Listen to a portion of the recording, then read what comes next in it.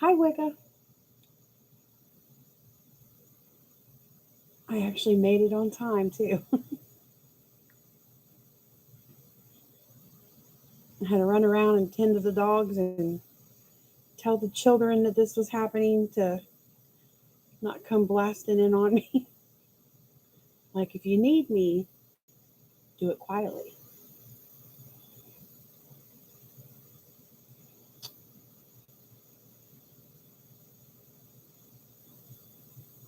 Hi, Renee. Thanks for coming.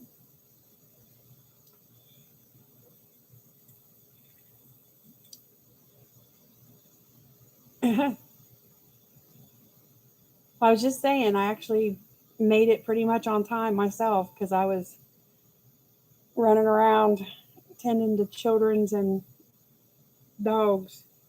Hi, Angie. Oh, it feels so weird.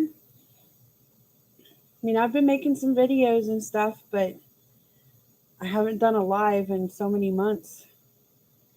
It's like being new all over again.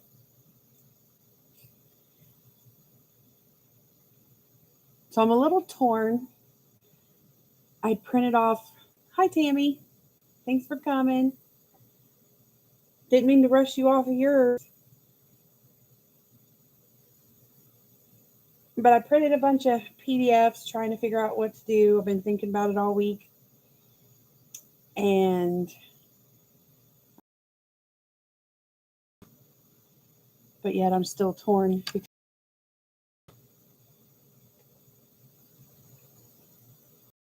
And then my current whip is under here. The current one. And I'm so super cool. I just have her eyes and lips and hair, and then a little bit on the seagulls here. But I'm going to paint the border out black too. But so that's what I've been working on the last couple days. And then, so I thought I would share, because I didn't really do a birthday haul video because I just had my birthday. I'm pondering these two. So I thought I would start off, if y'all don't care and if you're interested, I would share a few of the goodies I got for my birthday first. Thank you, Renee. Thank you. I got a lot of stuff that wasn't coloring or art related. Hi, Ronnie. Hi, Dawn. Thanks for coming. Um, my father-in-law he gave me cash, which ended up being spent on coloring goodies, art supplies, coloring, whatever you want to call it. But he got me 4 t-shirts, band t-shirts. And he went to a store I would have never thought he'd go to just to find band shirts for me. He got me a Cheap Trick shirt, an AC/DC, a Led Zeppelin, and a Slayer. I was like, what? I was mind blown. I was like, wow. I was shocked that my father-in-law did that and he went, put that much effort into it, honestly. I also got another shirt. It's like a real pretty dark green shirt that says good vibes on it. Got a couple metal signs that I'm going to put up on the wall in my art zone that aren't here yet. And then let's see. The art goodies. Move these ladies out of the way for a minute. They finally got me a bottle of this. So it's like I got gift cards and cash and I kind of just ordered my own stuff. But I love my Jelly Roll clear glaze and other glaze. And so I finally got me a bottle of glossy accents for larger bodies of water and such. And then I had to get a couple more clear glaze, or not, no, these are black glaze pins. So that was part of the art goodies. Um, I've been playing with wet stuff a lot more, and so I got some things of that nature, but I'm going to show you this first. I've been wanting this thing for a few years, and so my hubby got me a Bob Ross bobblehead. It is so heavy, but I love him. Oh, he's got the bird in his hair. Oh, thank you, Wicca. And his little coon and squirrel friend. And then it has an easel that won't look right for you guys, but it sits with him like that. So it's like this.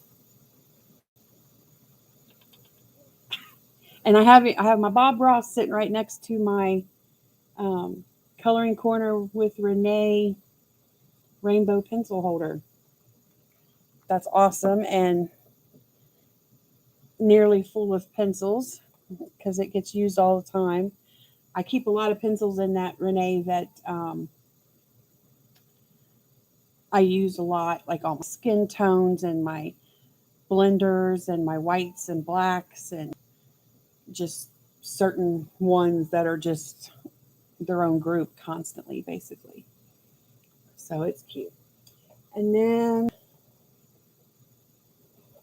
so like I said, I've been getting into the wet stuff a lot more, and that's Renee helped push me along on that too because I had gotten a package from Renee that had gel sticks and had metallic watercolors and it had watercolor pencils, and I've been going deeper. And I got the ink tints for Mother's Day, so I've been having fun with all of those. And I'm like, oh well, let's just go deeper. Why not? And so I figure I'm going to get into watercolor tubes, and I'm thinking I'm going to take some watercolor classes online, or if not official classes, but like the YouTubers that do videos, the Faber-Castell watercolor tubes. And none of that is in there now, but I'm reaching in my little tables by me. So this came in this set, obviously the tubes, and then this Faber-Castell round. It's a number 6. So then I had to get a palette. So I got this palette for tubes from this box. And I've got it set up in which they all didn't fit in there. I was like, oh, bummer, but that's okay. And I haven't even used them yet. I've been waiting on this watercolor sketchbook thing. And so I haven't used them. So you open it up and see I squeezed some colors out into the wells, which I like this because it has these really deep wells. Plus you can have the area for some pans. And then this piece comes out, which all that. And then I got this number 10 round Escada. And I was like, wow, this was not, I mean, I didn't realize how much paintbrushes cost, honestly. Not that this was like the most expensive paintbrush out there. I saw some paintbrushes that were well over $50 a piece. I was like, whoa, that's a lot.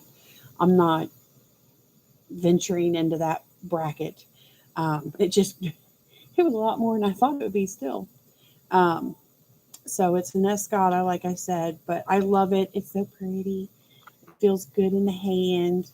Of course, I want to hold it like a pencil. And so I have to really get familiar. And then I got 2 Princeton.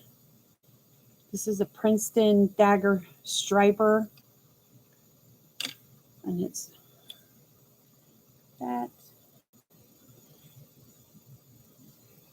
I had seen a few people using a dagger, and this is a regular dagger Neptune 3/8. Oh yeah, they are Wicca. I was like, man.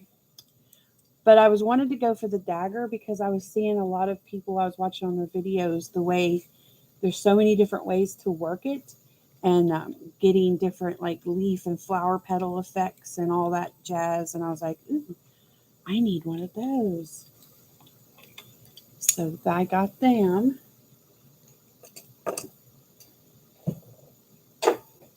But watercolor play is coming. So like I said, I have 2 metal signs that's going to get up on the wall in my art studio area. I guess I can call it my studio. Oh, I like them. I love them, Renee.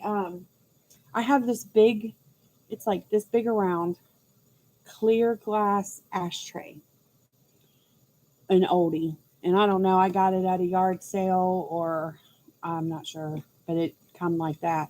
And I use that, and I have those paintbrushes are sitting in there. And so, like the grooves where the cigarettes, hi Joyce, where a cigarette would lay is like perfect to hold the paintbrush itself.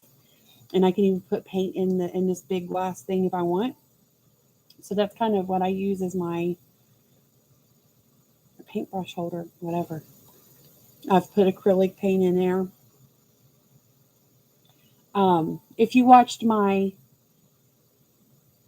what I colored for the month of June video, those one of the Linda Ravencroft pictures I did, I used the paintbrushes from you on that, Renee. I mean, those are the only ones I've used since I've gotten them, actually. So the ashtrays work so well. I'm actually looking for, because back in the 70s, especially and stuff, there would be those big old funky, odd shaped ones, and then you'd have the middle thing with the little cigarette holder row thingy in the middle. I'd love to find a big, funky looking one of those and use it the same way. Not that I need another one, but one's never enough.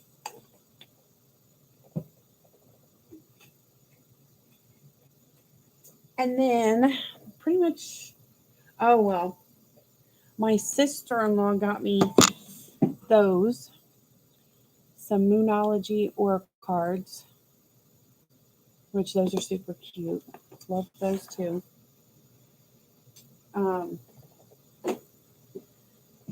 The last thing from the birthday goodies are these, and it is the brush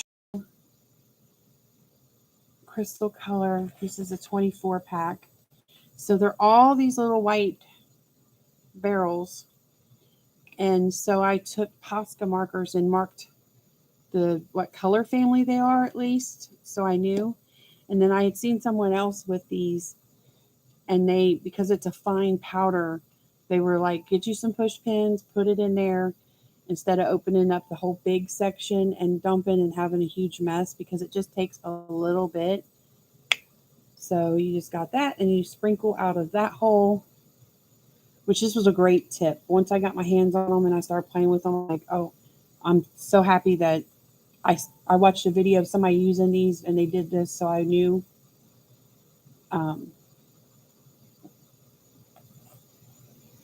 The Oracle cards, they're so pretty. I've wanted them for a long time, mainly because of the Moon Association. But yeah, she just randomly got them for me. But these things are amazing. I want to get all the rest of the colors. And this is what I had mentioned that I couldn't believe how much the Tim Holtz spray bottle was, because I'm trying to find a spray bottle that does just gives out the perfect spritz. And I have, so this little thing I had been using, this was from years ago. My daughter had got a perfume making kit, and this was one of the little spritzers that was in that. And well, she had multiple, and I snatched one for me, and I've been using it as my little watercolor spritzer. So I would just spray the pans, if I needed just a certain few colors or something, just to keep the spritz smaller, more contained. So that's what I snatched that for. And this is kind of okay. And then I have this type of water bottle, which was for one of my plants down here, Frank. Yes, some of my plants have names. Anyway, and I kind of feel like this is too, I don't know, it's not controlled enough. But that's what made me look at the Tim Holtz one. And I was like, it's a spray bottle. And it was like, I don't know, it was $10 or $11.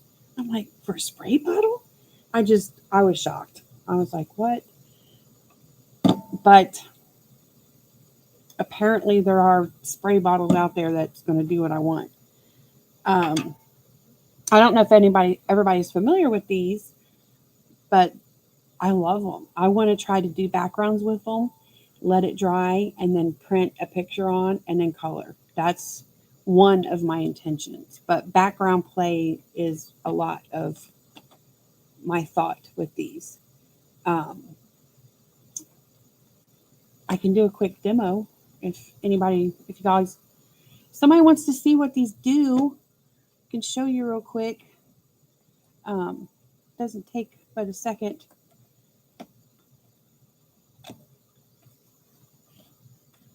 Let me get it.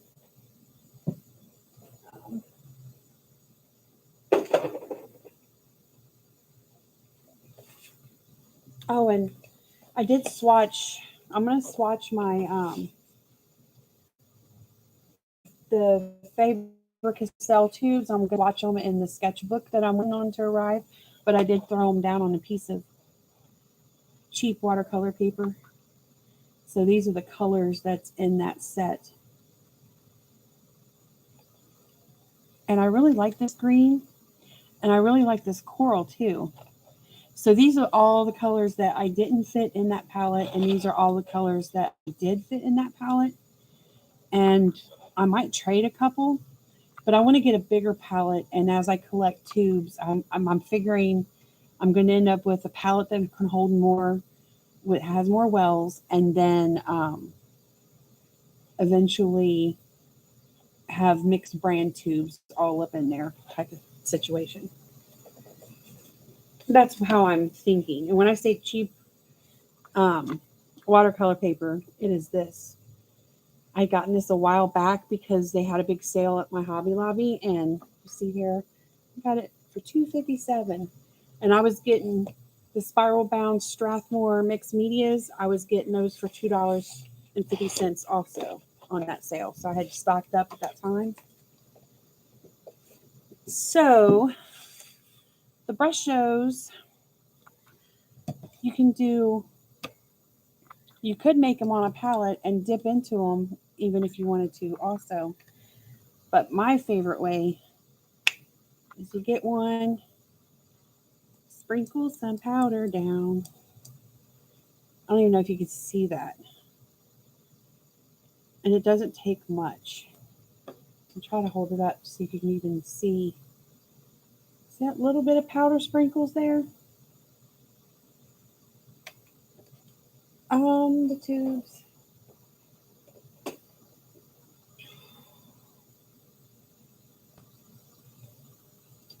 I'm looking. 9 mil. They're 9 mil tubes. They are stretching that big. Which seems pretty big. I mean, I was like, okay. So 9 mil. Okay, so I'm going to hit it with the spritzer. Bam. I love how it just flows. And but you saw how little of sprinkle I did. So I got a purple and a violet. Let's see. That one was turquoise. You can buy these little barrels, whatever. That's what I want to call them, is a barrel. So these little miniature barrels, you can buy them open stock individually at least Blick.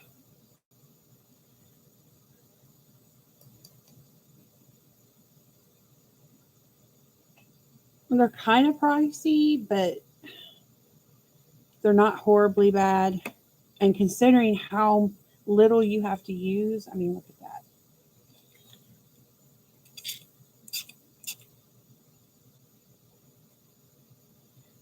But it's something that, I just have to play with them and learn how to. I know I've seen people do this too, where they wet the paper and then they put the sprinkles in. Look at how it, oh, it's right in a glare. Love how it moves and veins out.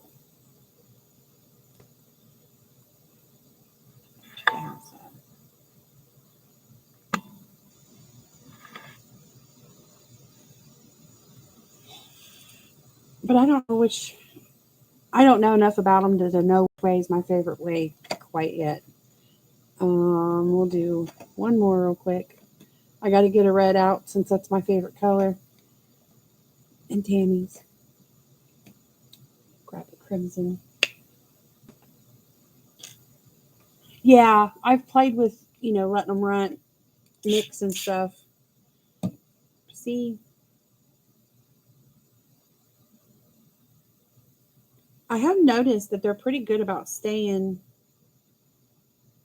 in the water. I'm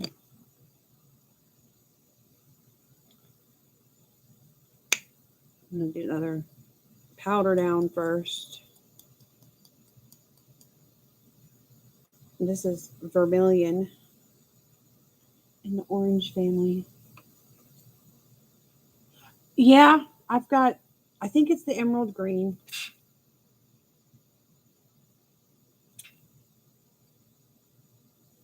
I don't know. Let me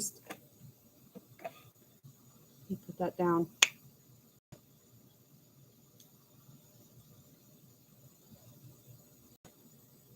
I feel like these little barrels would last a long time, though. There it is. Yeah, it's the emerald green. Ronnie. But yeah, I mean, I don't know. I think they're neat and I liked them and I wanted them. This is the 24 set, like I said. But there are other colors. I feel like I'm maybe missing about 20 more colors. And so I'm going to get all of them because, that full set syndrome really kicks in when I love something a lot. So I'm going to get them all. If you watch, like I said about me saying it seems like it wants to stay in the water a lot. Like in the middle, there's some powder that didn't get hit, but it just don't want to leave itself and go there.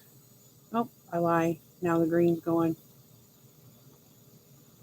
But I feel like it can make some cool abstract backgrounds and if I let it dry and then see about printing on top of it and just what comes of that. So it's definitely something to play with and learn. Well,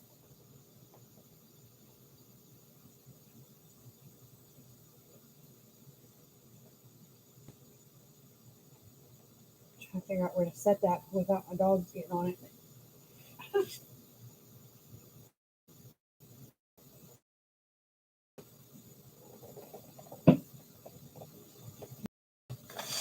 So again, the brush show, 24 pack.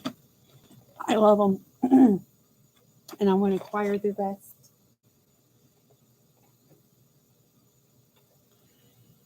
So yeah, there's that. That's pretty much it. Like I say, I mean, I shouldn't say it like that. Not like, oh, that's all I got. No, it's a lot. And then earlier, a couple weeks before my birthday, Miss Evelyn had sent me um, a surprise package, which included diamond painting that I now have. Diamond painting is across the room from me, and it's laid out on top of the bar. And I've got books sitting on it to try to because they come rolled up that way. I've laid it out and I've got a couple books sitting on it to let it relax and get flat and all that. And then also in my package from Evelyn with Penelope. This is Penelope, my pig, my little desk vacuum. She works just great. I'll make a little mess just for her.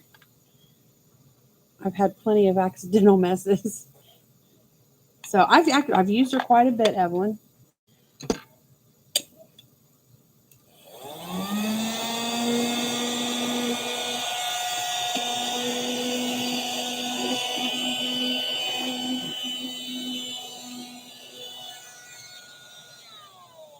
She just sucks it all up right there in her snout. It's so cute. Yes. Emily had busted hers out last night too, Tammy. Her ladybug.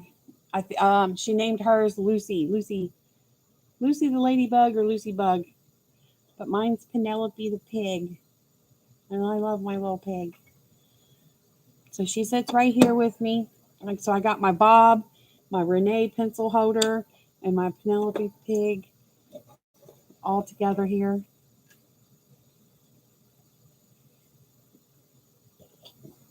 Back to a coloring page. It's going to be one of these two. And I'm very torn.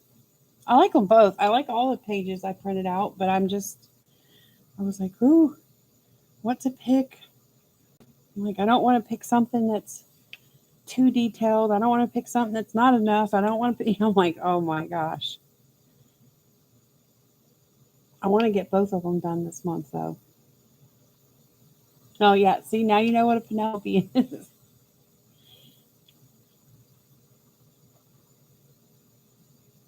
I think.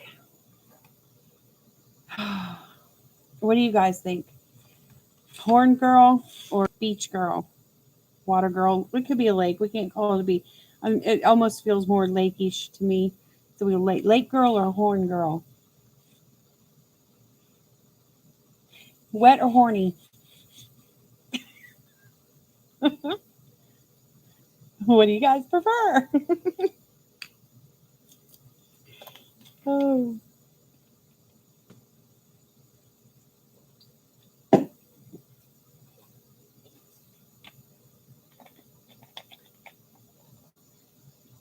haven't cleaned my brain up from Tammy's stream yet.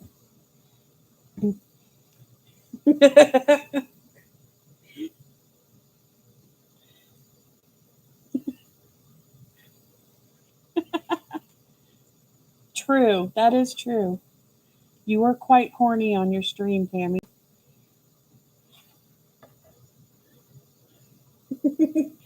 Okay, we're going to go wet. Now, the only thing I don't know if I'll do the water. Well, maybe, I don't know. I printed these today, and then I thought, well, crap, because I'd want to use ink tints or watercolors on the water.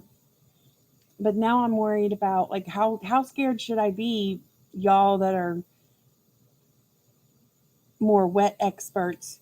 How scared should I be about my ink running, bleeding, smudging, or whatever? I was like, ooh, I don't know. But either way, I'm going to start on some skin. And I have all Lumies for skin this time, which is, I like. So I'm going to grab oh no, I'll still do that. Never mind.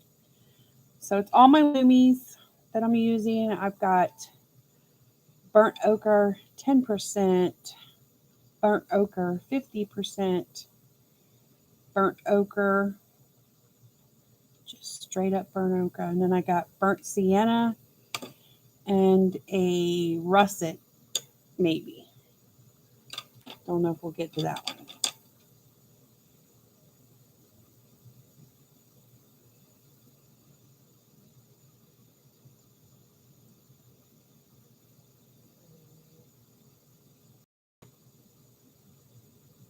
Just puff it in.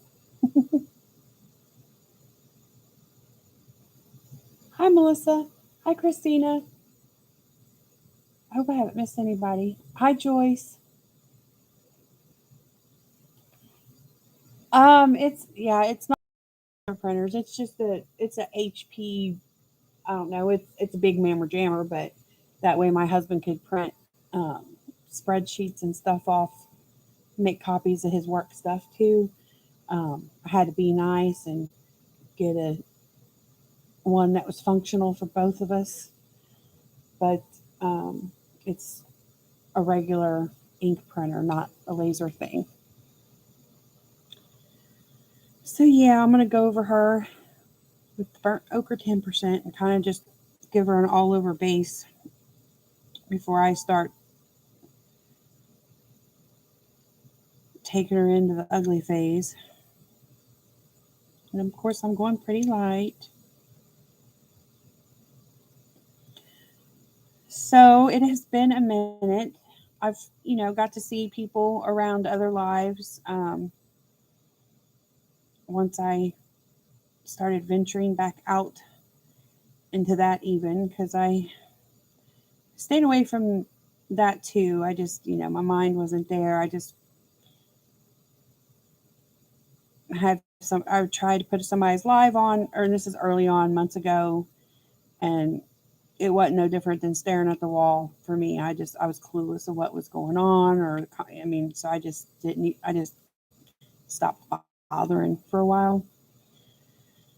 And I started coming back around a little bit, and then I kind of took another hit in March, and it made me stumble a little bit. But I don't know. I feel like I've been around more, at least since then, in other lives, and putting up some videos and all of that jazz.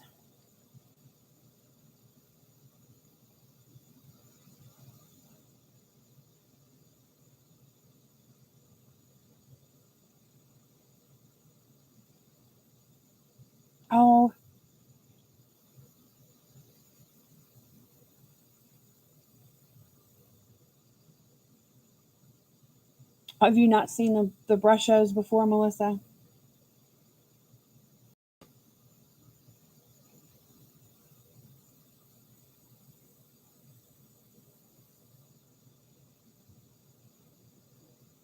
Oh well, I'll show you real quick, Melissa. They're key. I don't think anybody minds, do you?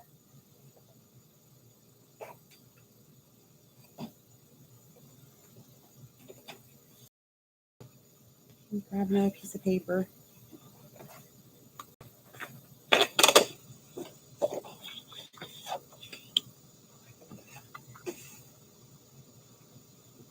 All right, so these are the brush shows. I guess they're pure pigment powders. And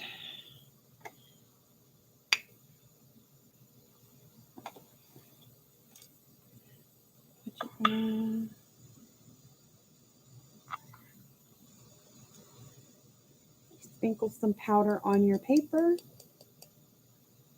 Doesn't take a lot, as you see. Not too much there. Handy dandy spray bottle, but I need to find a different one. I need a better, more, I don't know. I don't know what I need, but this ain't it. This isn't the one, but this is what I got to use. And boom, it just kind of does its thing. Oh, we blurred. Shame on you. Why?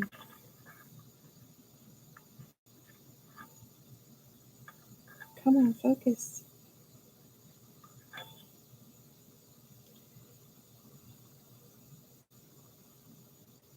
Well, oh, that one. That looks like a flower. Look at that. Oh, I gotta be careful. I don't want to move that. I don't want to lose that one now. Is it just me, or is that not? It looks like a perfect flower to me.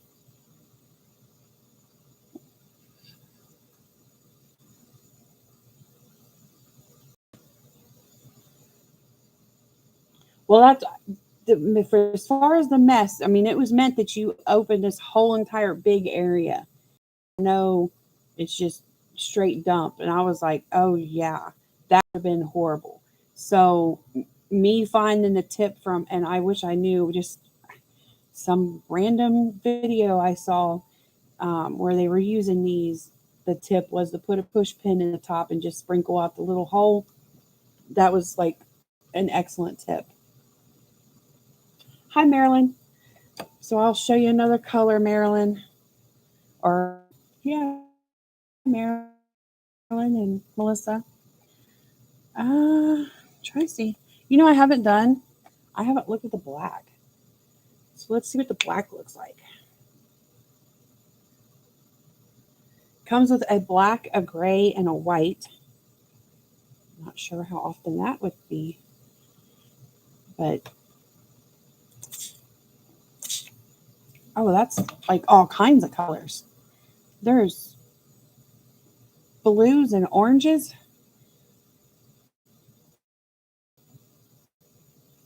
That is not a black. Okay. Let me try Prussian blue. I don't think I've done a Prussian blue.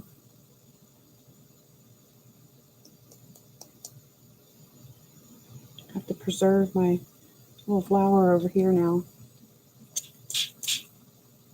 See, I feel like I'm getting too much water out of this spray bottle. And then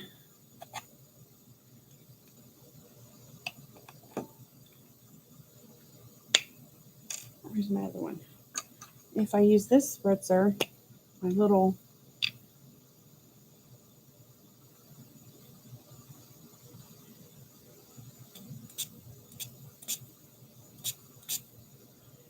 it's almost better. It's all over. Hi, Jamie.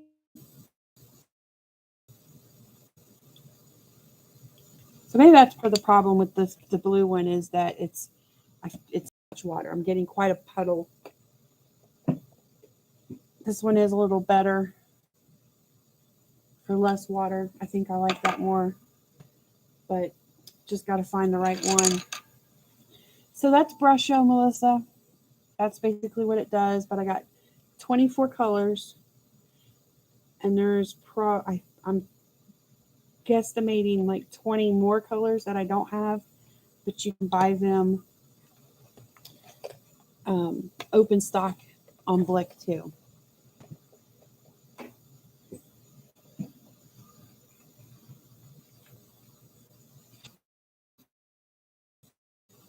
That's that.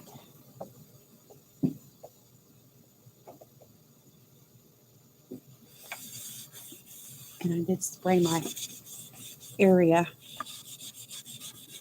My daughter took off of my baby wipes the other day. Or else I would have grabbed one of those. At least it's not permanent. Like, okay, where am I at? Back to her. Let's see if we can come down without.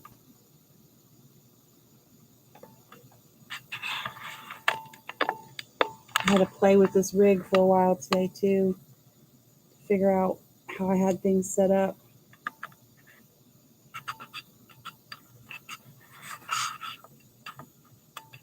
There's a light on there. I'm trying to. There we go. Okay. I think that's better.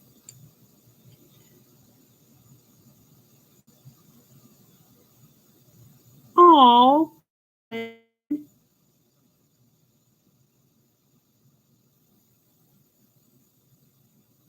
I was missing all kinds of chat. You didn't have to do that. Thank you.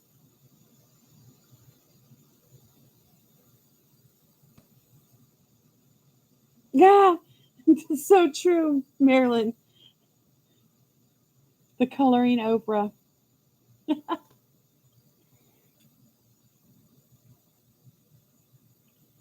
Well,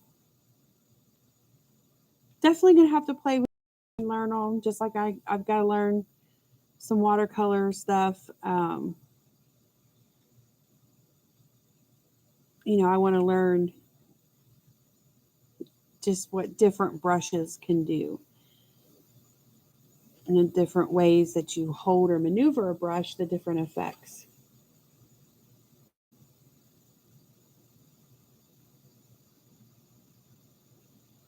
Well, I appreciate it, Evelyn.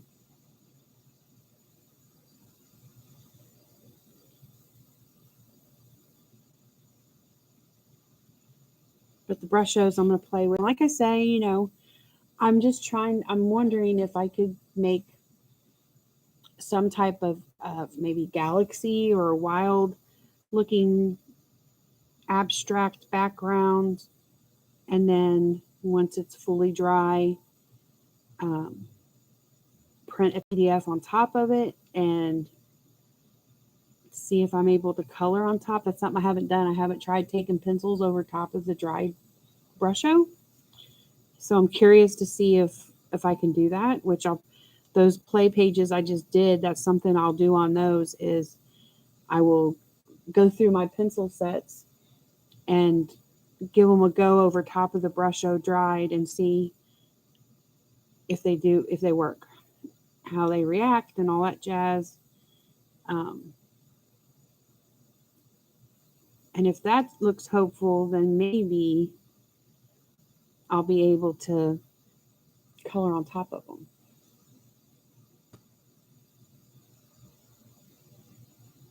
Yeah, there's a set of 12, and then I got the 24, and I already have what doesn't come in the 24 set. I've got in my cart on Blick for someday, basically. And I make another random order from there. My next random order, though, I would like to come from Etsy. There's a few books on there that I'm wanting to get. There's a couple postcard sets that I want to get from Carolina Kubakowska.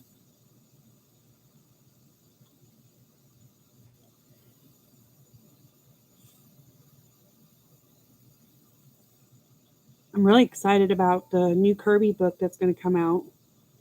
But that's, of course, next year.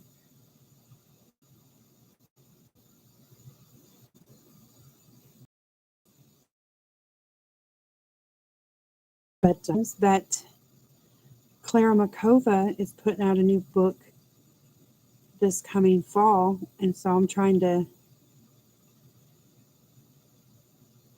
keep that in mind because I definitely want to get that when it comes out.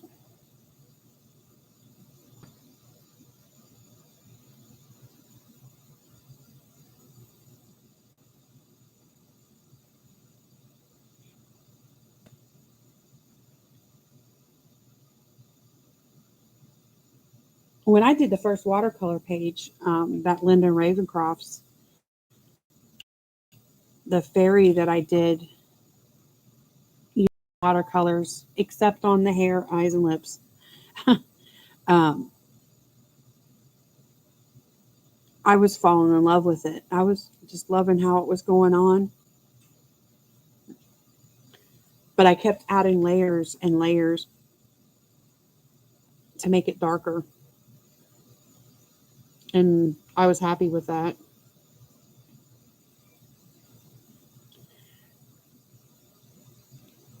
So, like that real washy look, it wasn't enough for me. But once I got it saturated more, I was like, oh, okay.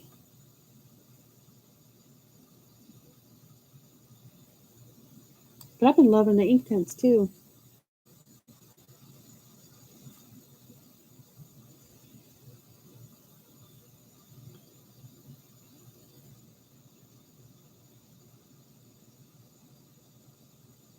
I forget who it was, and this has been a while back, like at least a year. But I saw somebody using the Faber-Castell gelatos on black acrylic paint on a background, and it looked amazing. And it just, I don't know, it was a very different look. And I tried to do that, and it did not turn out. It was I mean, you could barely see the gelatos on the page, and I don't know. And I was using the same colors. Um, it didn't do the same thing. That's like them blenders, them Caran d'Ache blender, and all that stuff. They don't work. They're not magical for me like they are for some of y'all.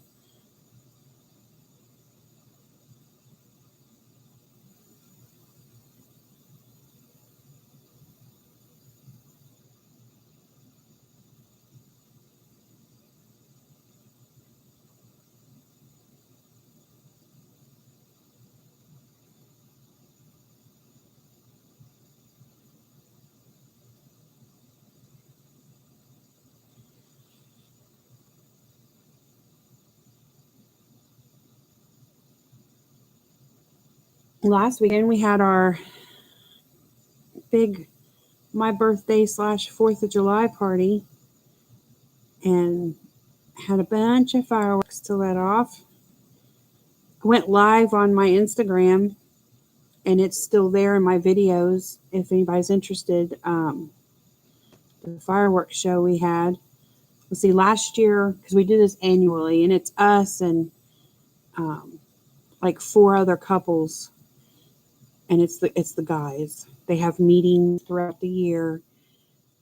There was a spreadsheet, the whole 9, remote detonation, all kinds of stuff. So an annual thing. So last year's show it lasted 40 minutes, and they want to beat themselves every year.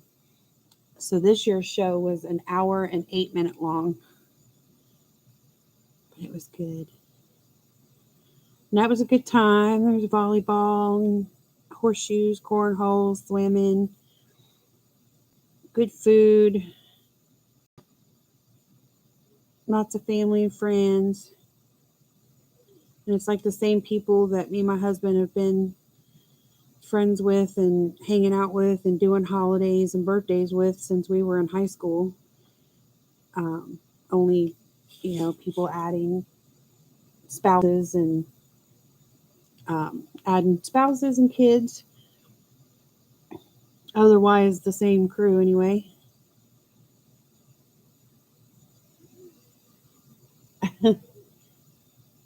Oh, you do, Angie? Yeah. Well, this year's show was better, Angie. I tell you, especially the grand finale. The grand finale was a lot longer.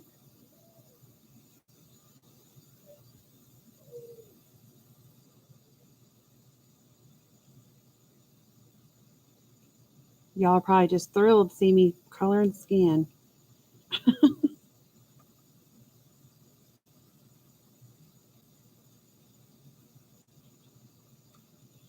I don't know why I always start with skin though.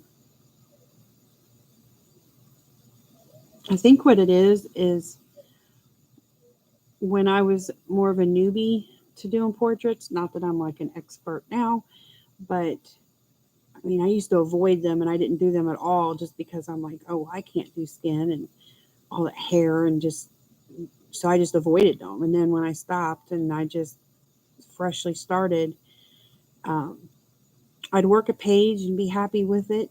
And then I'd get to the skin part and totally jack it up. And I would be so mad at myself, be like, the whole picture's ruined over some skin. And I loved this and I loved that. And this was done, just the way I wanted it. And the picture's trashed now.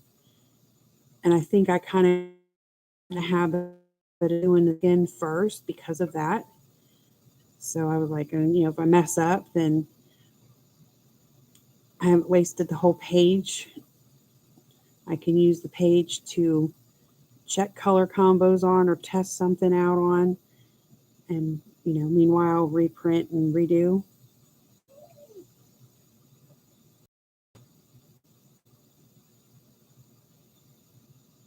That is very true, Evelyn.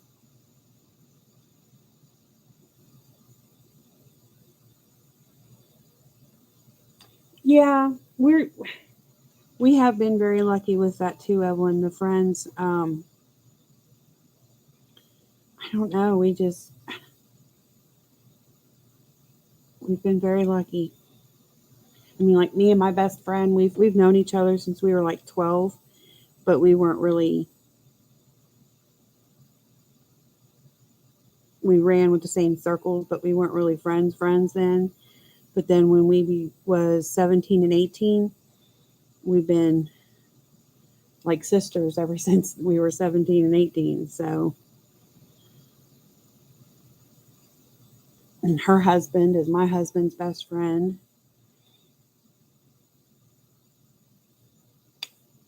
And then people that were my husband's best friends in high school are still his best friends. And they're my friends now, and their spouses, their wives are my friends.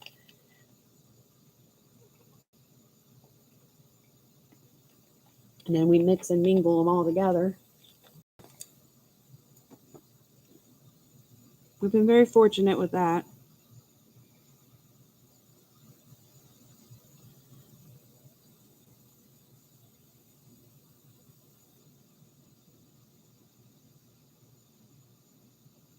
Oh, wow.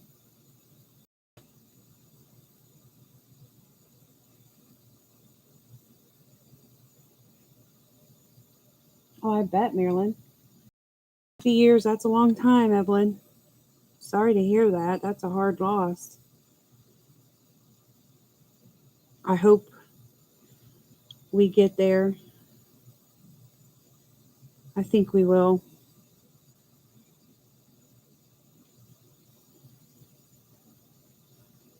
I don't see much anything changing it at this point for us and them, our friends and stuff, because, I mean, we pretty much, me and my husband, and then us and our friends, we have known each other for more than half our lives. So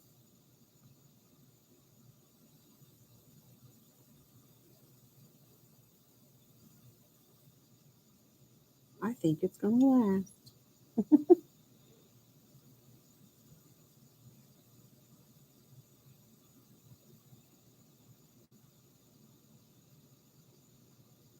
That it is, Evelyn.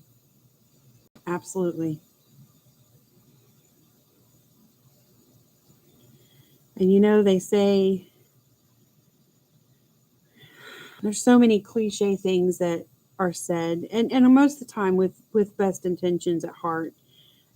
But there's a lot of cliche things that people will tell you, and one of the most popular, time heals. Yeah, no, it don't. Um, it time can make it, allow it to get easier or something, but there's just no healing from certain losses.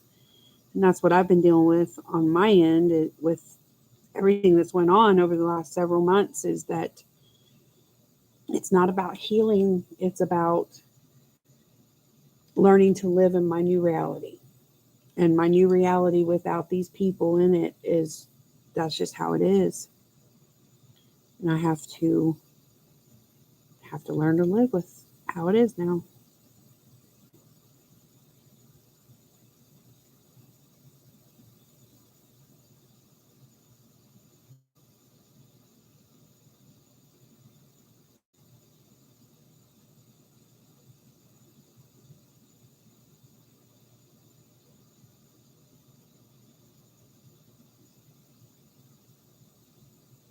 And I'm definitely not there yet with a lot of it. I'm avoiding a lot of it just because I'm not ready to deal, honestly. Um, I'm going to jump to my darkest one, or at least for now, it's my darkest one, the burnt sienna. I'm all trying to read it. These are the ones that I say are the hardest for me. These are the hardest pencils to read their info. I'm like, man, it's little and it's weird and it's, you got to turn it. And I just need big, bold letters down the dang pencil, man. Yeah, get more point on it.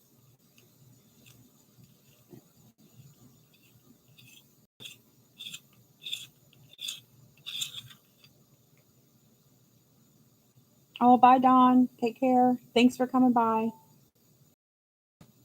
Hope you have a good night. Oh, I missed it. I need to see Angie's.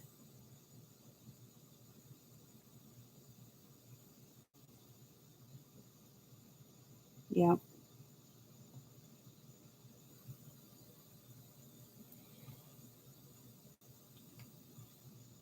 And with my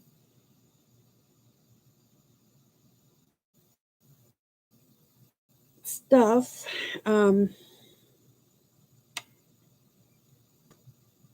my doctor has decided that I'm suffering from PTSD. I'm like, oh, yay, that's lovely. I'm not sure I agree with it, but I'm not the doctor, but um, it's mainly for, I guess, the whole pile of everything. But my friend, I can't shake hearing her voice begging me for help, and seeing my dad in the state that he was in when I lost him, because it was a pretty horrific scene. And sleep is just not my friend. I struggle to go to sleep and then have terrible sleep. Have a lot of nightmares, and sleep is just not my friend right now. I'm like, well, whatever. That's pretty much what, and I guess a few other things for me talking to my doctor too, but that's basically why she's feeling like I have the PTSD.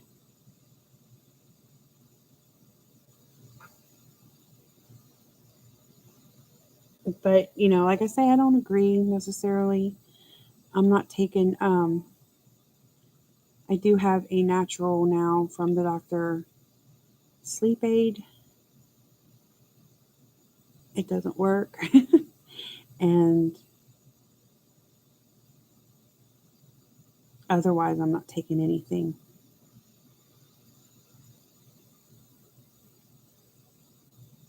Only prescription I take is my, kind of like a Nexium for my stomach ulcers. And that was just because the doctor way back thought that I was eating way too many Tums in one day. So it works, and it does keep me from eating Tums. And I only have to take one Nexium type pill. It's called something else. I got the generic version, whatever it's called. But basically, that's what it is.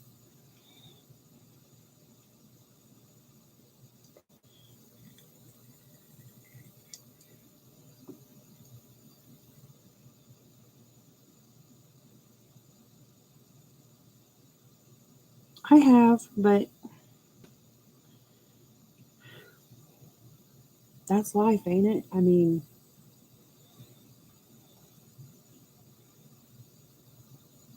it has been a lot in a short amount of time. But,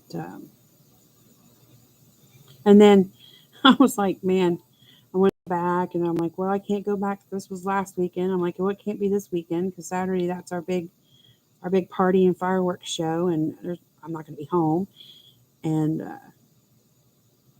before that, we went to the lake and had a lake day. And, just getting out doing stuff like that and enjoying the summer with the kids on break and everything. I'm not going to not do stuff. But I thought, okay, today was the day I picked. And I was like, as long as nothing else pops off, man, if I can get to today and do my live without something major happening that prevents it, then I'm doing it and it'll be all right. And I wasn't sure that was going to happen because, oh, where are we at? Let's say Saturday, Tuesday.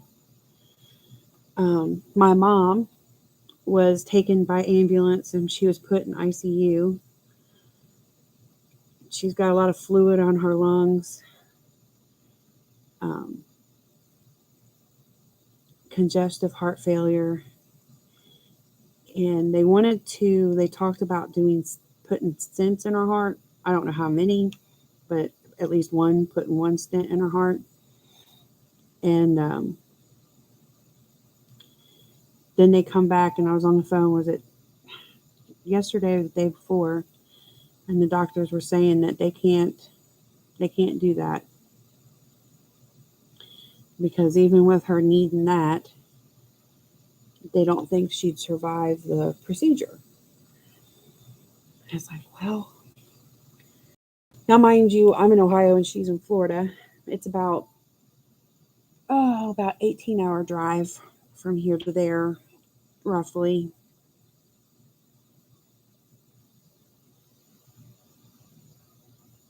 But they did move her out of ICU, so I guess that's good. And they were talking about sending her home, and she's supposed to go to some specialists this coming Monday or Tuesday, I guess. But who knows what's going to happen there.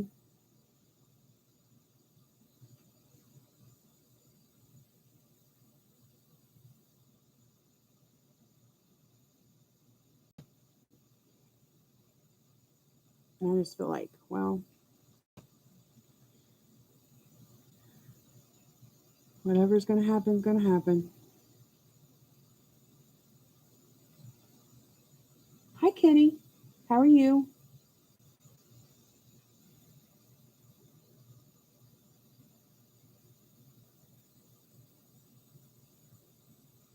Thanks for coming by.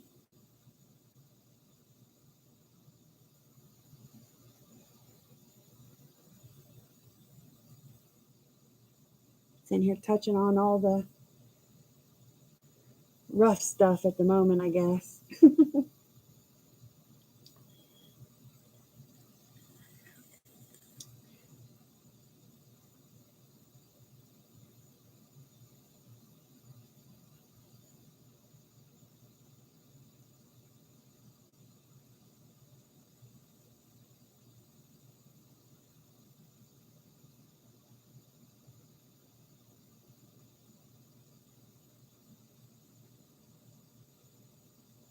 But we all have our rough stuff. Some people have a lot rougher. So,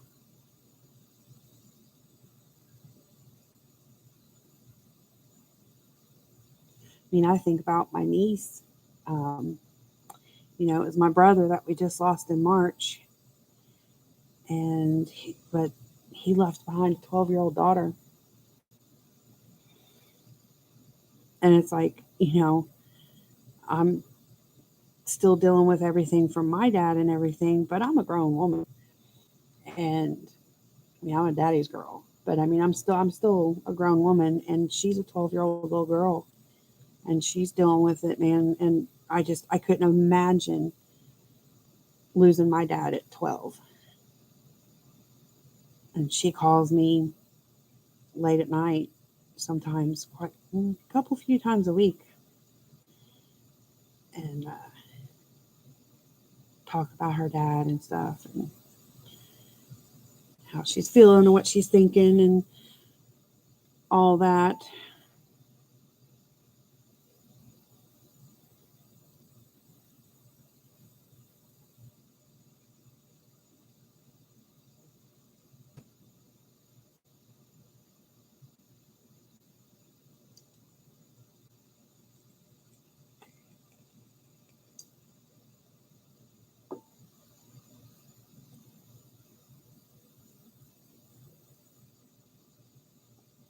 She's with us a lot too. I mean, she always was.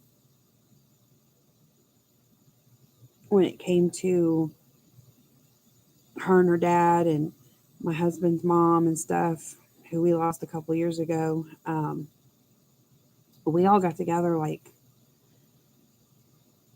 2, 3, 4 times a week taking the kids to the park or just going to dinner. We went to the roller rink weekly and went skating together. Um, any kind of little festivals and events that go on around us, we'd be taking them. Museums, just anything. Always doing stuff together.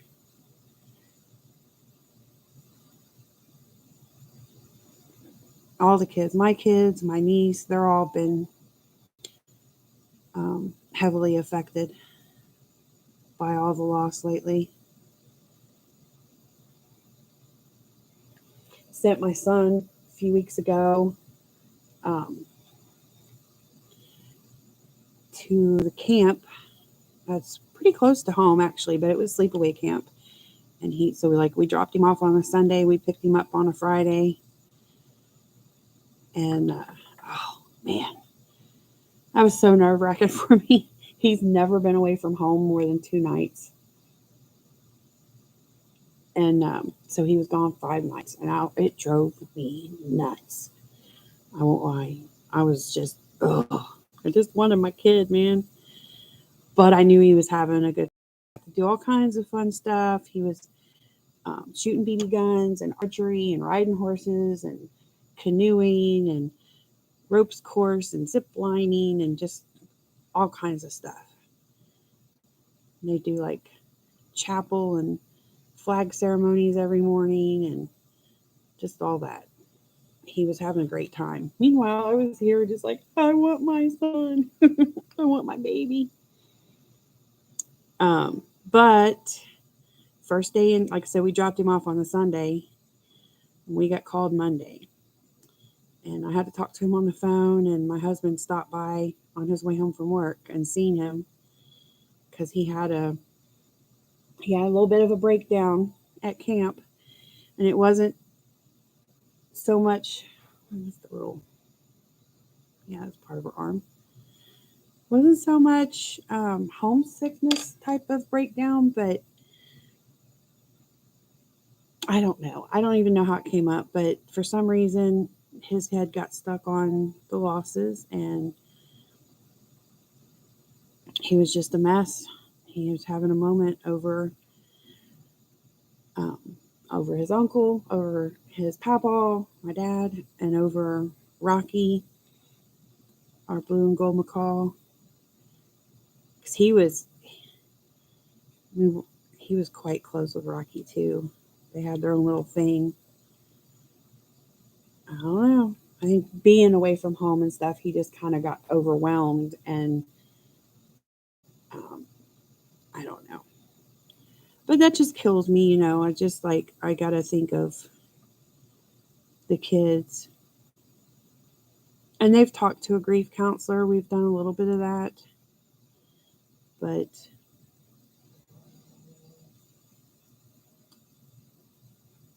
it's just got to get through the now, and they got to learn just as much as I do this is how it is, and we got to live in our new world. Yeah, I went when I was a kid too, Ronnie. Same camp and everything. I think I might even stayed in the same cabin and my daughter did last time she went. She didn't go this year. But, she's 15, and we thought about it, but then next year she'll be 16, and when she's 16, she can do the sleepaway camp. It's like counselor in training or something. They have like a special name for it or something, but that's more or less what it is counselor in training sleepaway camp. And would be more on that level of, still doing some fun activities and stuff like that, but they would be going through the motions of that for her to return and then actually be a camp counselor and stuff like that. And so that's in her consideration. We'll see. But that wouldn't be for her until next year, though, because you got to be 16 to start that program. Well, I don't know. I don't care. That's what she wants to do.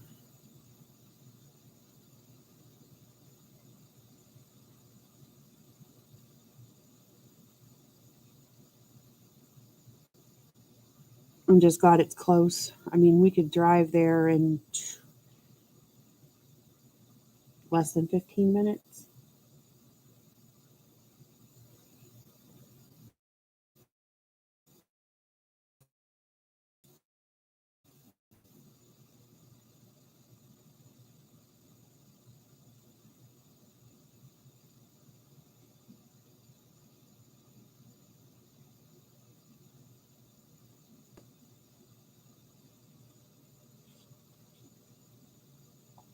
That way, if anything happened, or because like when camp called me that day, I was not expecting it to be the reasons that it was. I thought, I mean, my heart sunk, and I was instantly like, oh my god. And my first thought was that he's done broke something. He's broke his arm. He's broke his leg. He got tangled up, of course, and he was swinging by an arm, just like something. This is within seconds. All of that type of thing was running through my mind, and that's why I thought they were calling. I thought, oh gosh, here we go. He's done broke something, which neither one of my kids have ever broke anything yet. Knock on wood. um, but that's what I thought it was going to be. Not an emotional moment. Which I mean, I'm glad. I mean, I don't know. I don't know what was worse, but I at least did have a broken bone. But yeah, but if anything like that was to happen while they were at camp, getting really bad sick or breaking a bone or something like that, or needing stitches, that ran through my mind too. Did he get hurt where he needed stitches? I'm glad I can get to him quick. That kind of helps me a little bit on my end.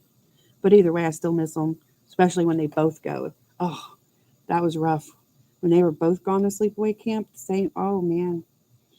Then I was like, maybe I shouldn't have sent them the same week. Maybe it would have been better to send them one at a time, so I had one kid at home with me at least.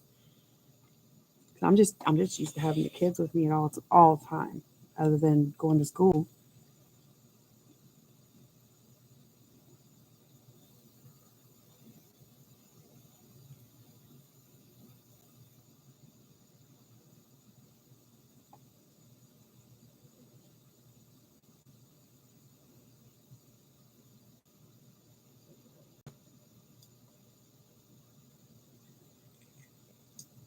Now, see, we don't get to take off as a family like that, Evelyn. Um,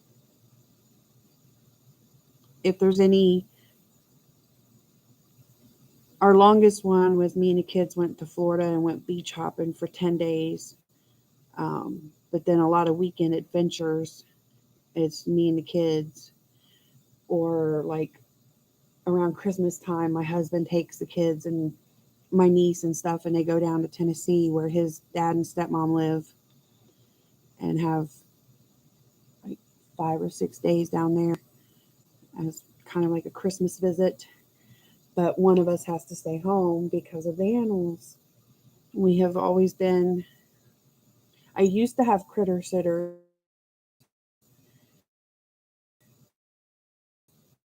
but they were my main critter sitters. They knew my animals, they knew the routine. My animals knew them, trusted them, they could handle them, they knew what was up. And, you know, now since we've lost both of them, I don't have any critter sitters anymore. And so we've just really been tied down to the house in that way. And so if there's any going off and doing anything for more than an all day adventure, um, me or my husband has to stay home.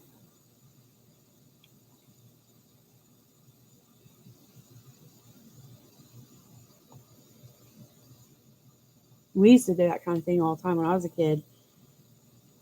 My mom had two little toy poodles, and they got thrown up in the big van or the camper with us, and off they'd go with us. We just got too many critters to do that. And I can't, it's not wise to do that with the birds. All right, so now I'm going to bounce to burnt okra. Oh, okay, burnt okra. Y'all probably bored watching me just work this skin.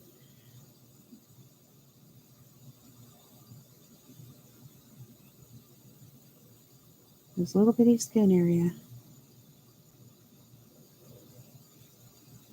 Forgot how hard it was to watch chat and color and do all the things.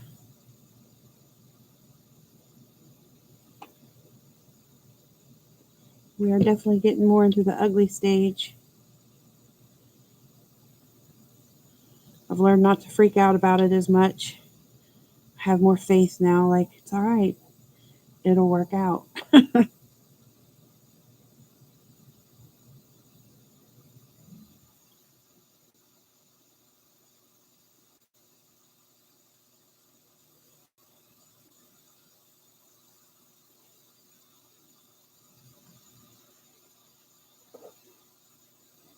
already dreading school starting again.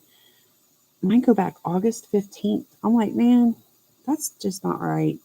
They shouldn't go back until September. I just don't agree with it. I think it's too soon. August is still a summer month. It just goes by too fast. There's still so much we want to do. We'll be going on some canoe trips.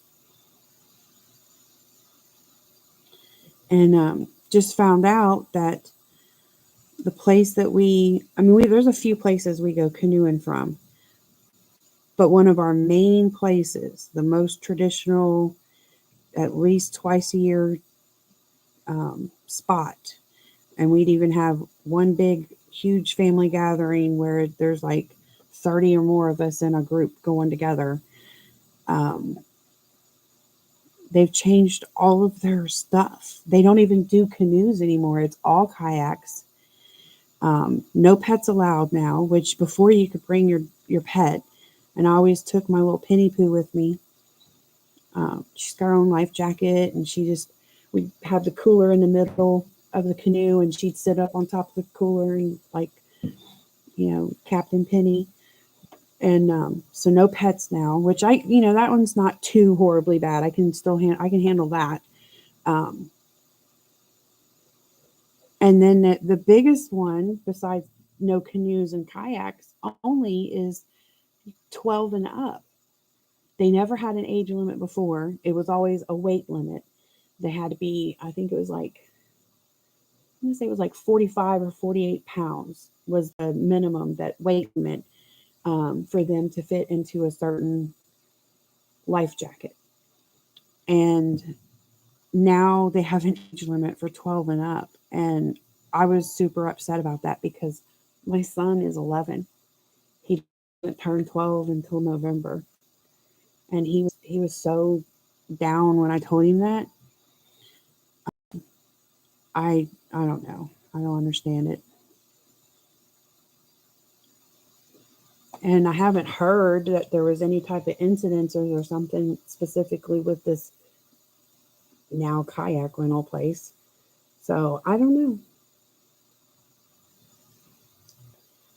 And they have double kayaks, so it wouldn't be like the kid would be in a kayak by themselves. I mean, you could get a double and it still be a parent with the kid on the kayak too. So I don't know why they did that. But that just messed us up. I tell you what. But we'll still go canoeing. Like I say, there are other places, but that was our favorite. And that was our most, like I said, the most traditional one for us and stuff. And we've been doing it for years.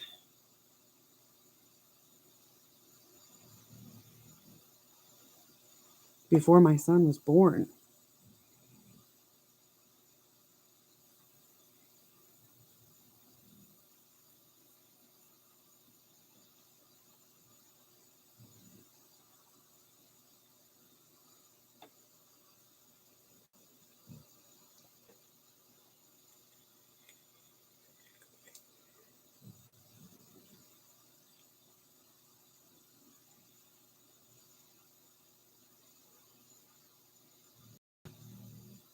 Are you watching the firework video?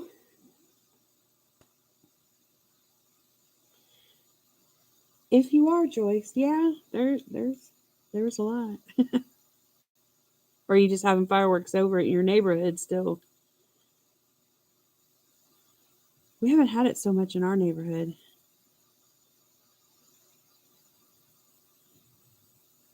We live in a neighborhood, and we're right. We did our fireworks show. Um, we went to one of the friends' houses, and they have like 7 acres. So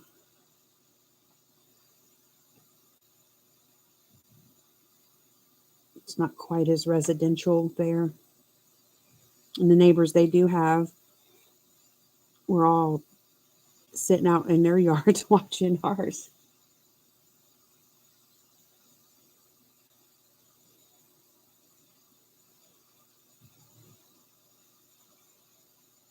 I was surprised that we haven't had a lot of them around us.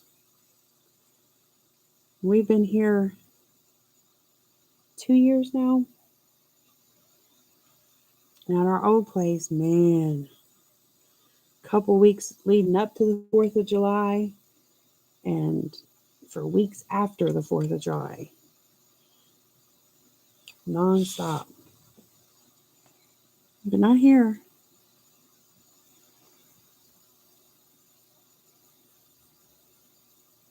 Oops, got it on her dress.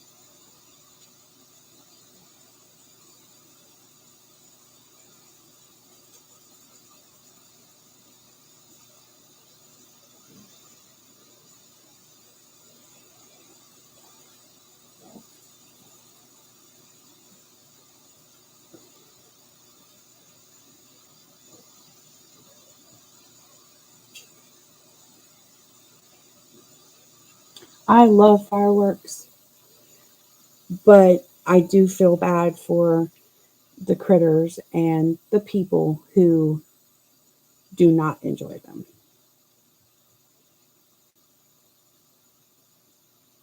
And I think neighborhood areas, there should be some respect going on. I have a dog that doesn't like them, but she hasn't had to deal with them here. And then I've got a dog that loves them, like my little Penny, the one that's talking about canoeing with me. She's different, man. She's something else. She's my little go getter. She's been canoeing, kayaking, four wheeling, jeeping in the mountains, off roading. She has rode on the back of a motorcycle, um, been river floating. She was featured on my local news station. Um, all kinds of stuff. She just go. She goes creeking with me. She does all the stuff, and and she's always loved fireworks. She will sit in my lap and literally just stare up at the sky and look, and you can see her looking back and forth, watching different ones go off. And occasionally she'll look at me like, "Ooh, did you see that one?" And you can tell that she's into it. And but then my big dog, my Breezy, she's like, yeah, no, she don't want no part of it. She's scared of thunder too.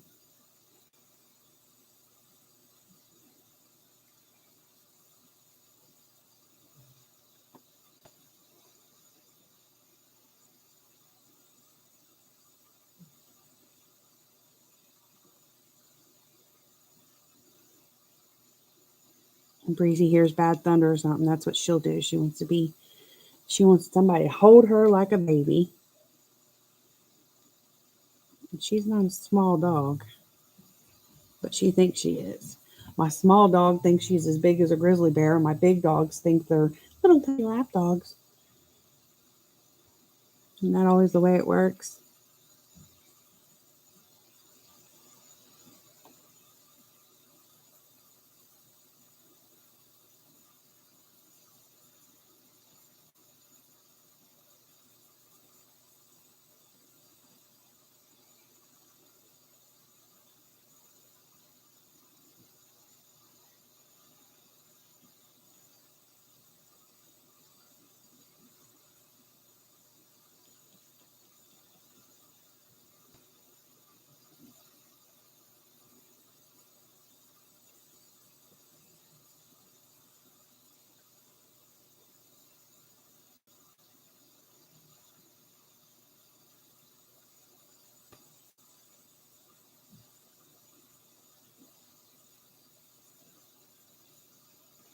I have to constantly, I'm just sitting here thinking, don't push too hard, don't push too hard, don't push too hard.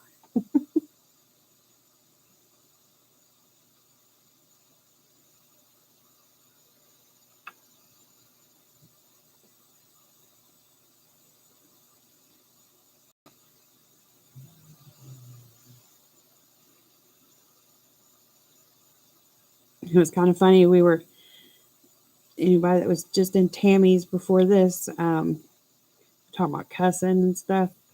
And especially when I first started, even with videos, that was the two main things that like I have to keep front and center of my mind is don't push too hard and don't cuss.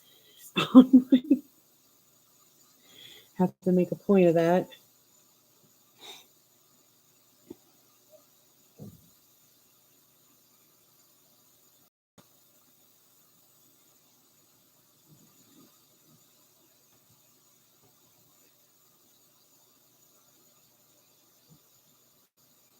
About to get me a sip of my tea. My Lipton peach tea.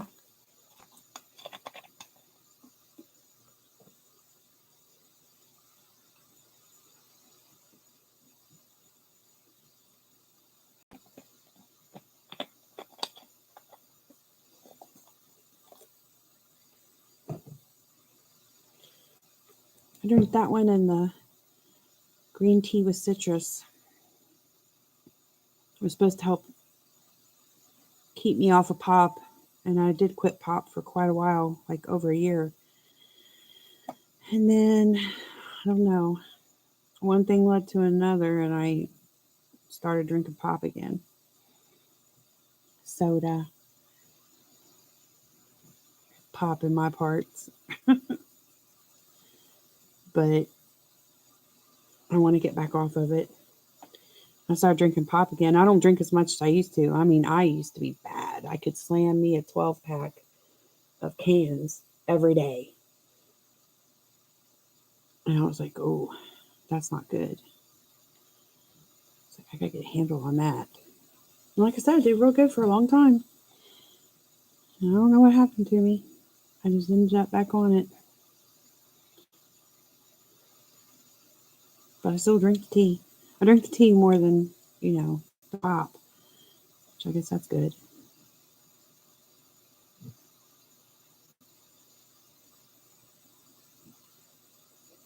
If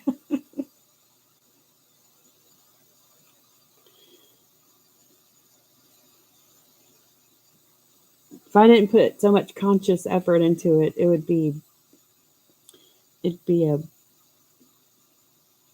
crap show.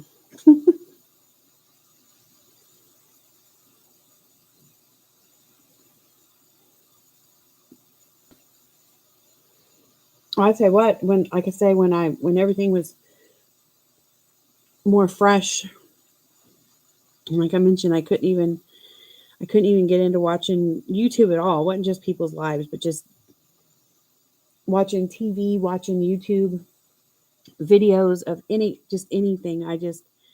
My mind was blank to it all. It was like staring at a wall. But I couldn't do things either. I couldn't color. I couldn't crochet. I couldn't do something. And I wanted to be able to. I just couldn't. So I went a while without coloring. And when I first went back to it and picked up the pencils and started coloring, I was like, oh my God, I forgot how to do this. It felt so weird.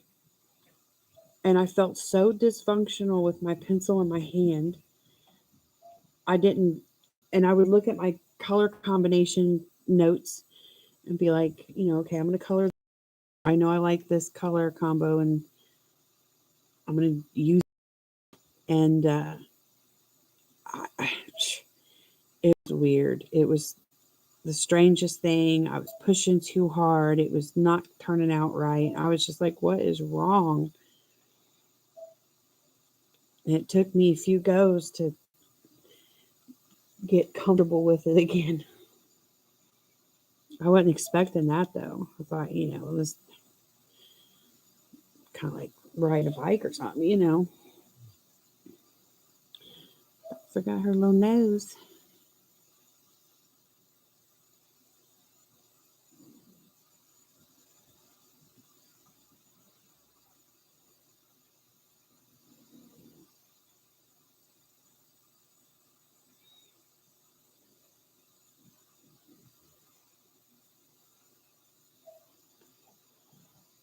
You've still been creative though, Evelyn, haven't you? I mean, like diamond painting and some miniatures and things of that nature. You at least being creative still.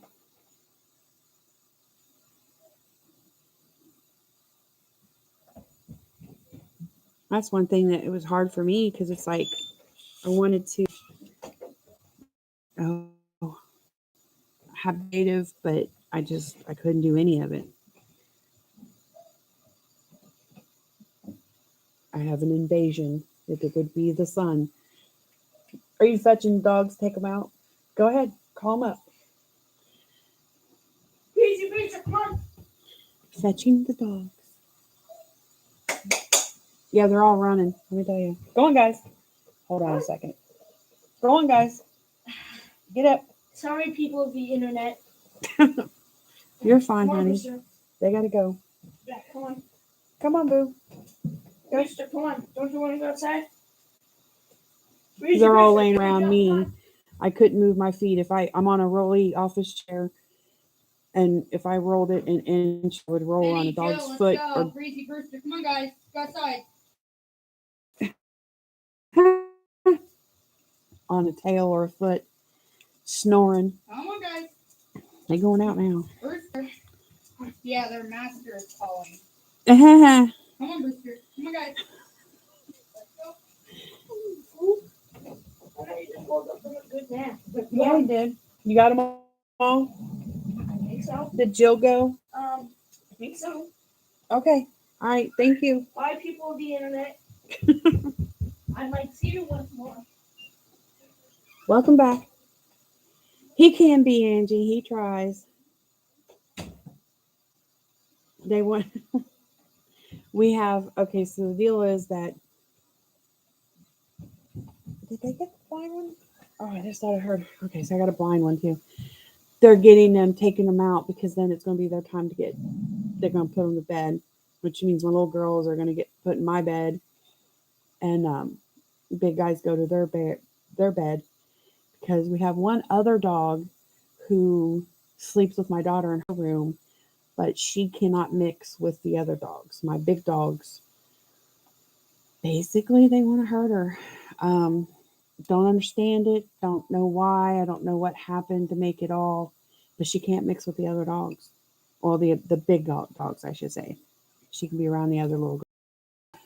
Our beagle Molly, that was her buddy. That was the one that she would run the yard with, and they would tumble around and play with each other and chase each other around in the yard and have a good time. And that was her buddy that was always around her. And that's the one that a week after my dad passed, the very next week, Molly, our beagle, passed away. Now, mind you, she was a little over 16 and she'd been struggling with cancer for a couple years. She had a really bad tumor on her spine, couldn't operate on. But that was her buddy. So her main buddy is no longer with us. She can still mix with my little girls, but the big guys, no. And I'm like, why? Why are we doing this? Making life so much complicated? unnecessarily, but that's how it is. And so for her safety, we don't mix them. We tried. It's not worth it.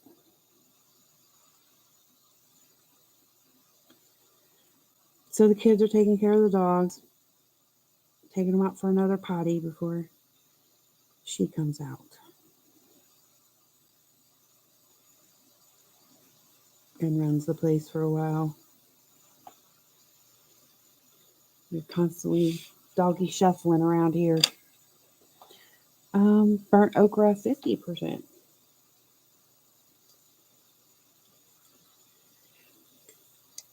He's now back on my son.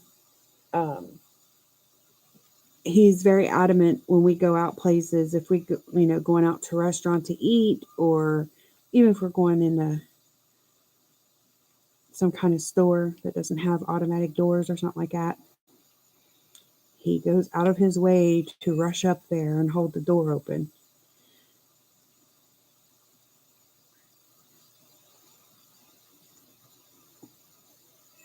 He's very good about stuff like that. And like he'll hold the door open for me, but if there's somebody else behind me that, like, strangers to us, he waits and still holds the door open for them.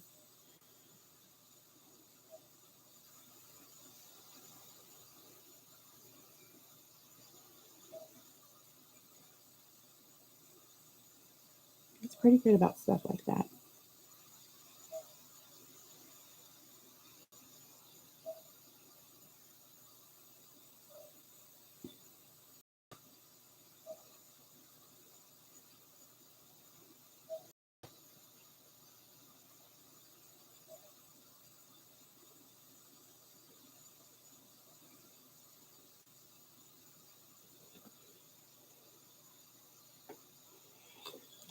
I'm trying to. I'll tell you, it ain't easy.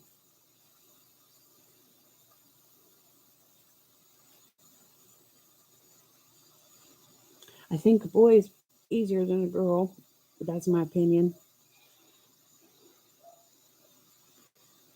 Not that my girl is that bad, but like, she's a 15-year-old girl. So my gosh.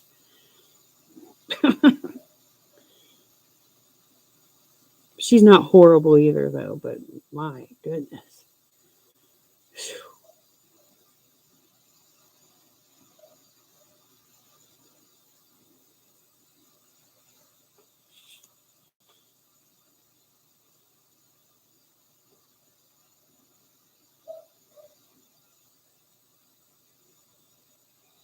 At the end of school this year, they do, they give awards and stuff. And he was in fifth grade. And so he got the awards from the teacher, but they did the thing where they had the class voted certain kids to get certain awards. And the class voted awards, he got two. He got one for brightest smile or biggest smile, forget. Brightest or biggest smile. And his other one was, his other award voted by his classmates was biggest heart. I was like, aw. And he does. He's very sensitive, but not like in a,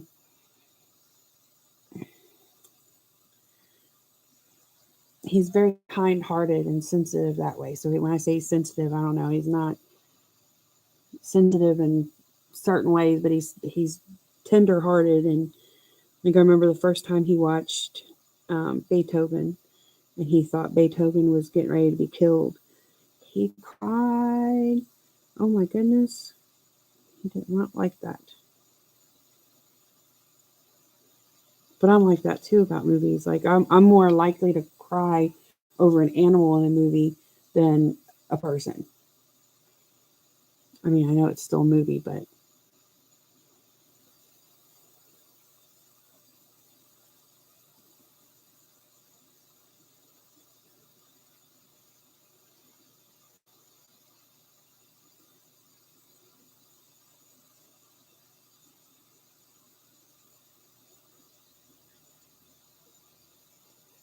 he had some friends he made because he went to he did a year and a half on remote learning, and then we moved, continued remote learning, and then this school year was the first one in a new school district.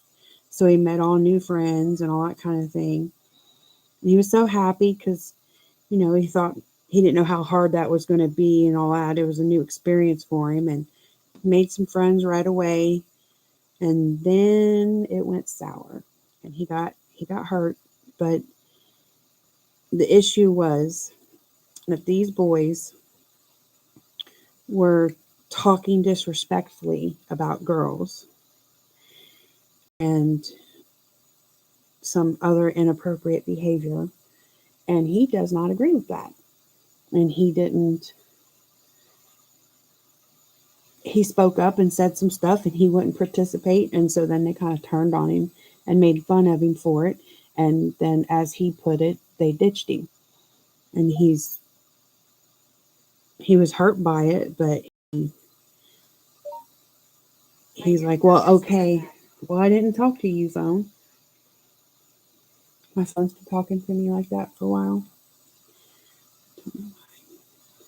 But yeah, so I mean, he's like, well, you know, they ain't my flavor, whatever then. But still, why they gotta be like that? And it did bother him. Not bother me, but at the same time, I was like, good for you.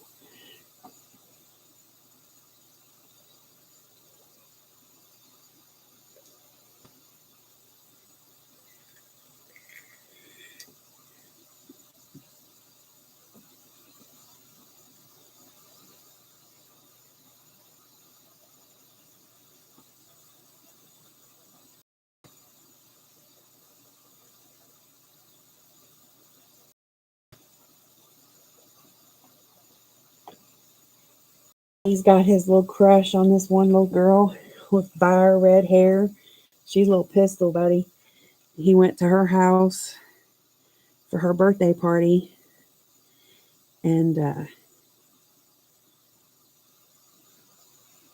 he was holding the door open for her. And then when it was time to light the birthday candles and sing to her and stuff, he held her chair out for her and like tried to scoot her in. Her mom told me about. I was just like, oh Lord. They were just all like, ugh. Then he had this one little boy come knocking at the door for him. And I was like, oh, no, no, I said, why is he here? He's like, I don't know. I said, yeah, that ain't going to work for me. He had his britches down practically all the way. I was like, no. I was like, no, we can't do that. I told my daughter, same thing. If you get a boy come knocking at the door for you, they better have their pants up all the way.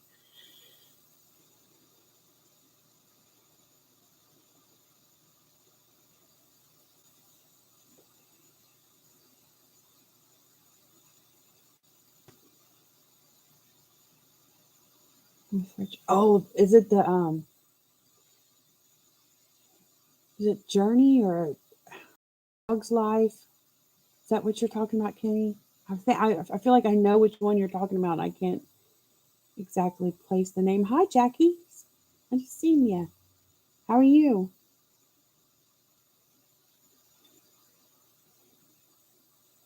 Sitting here, got my lake girl in a hot mess.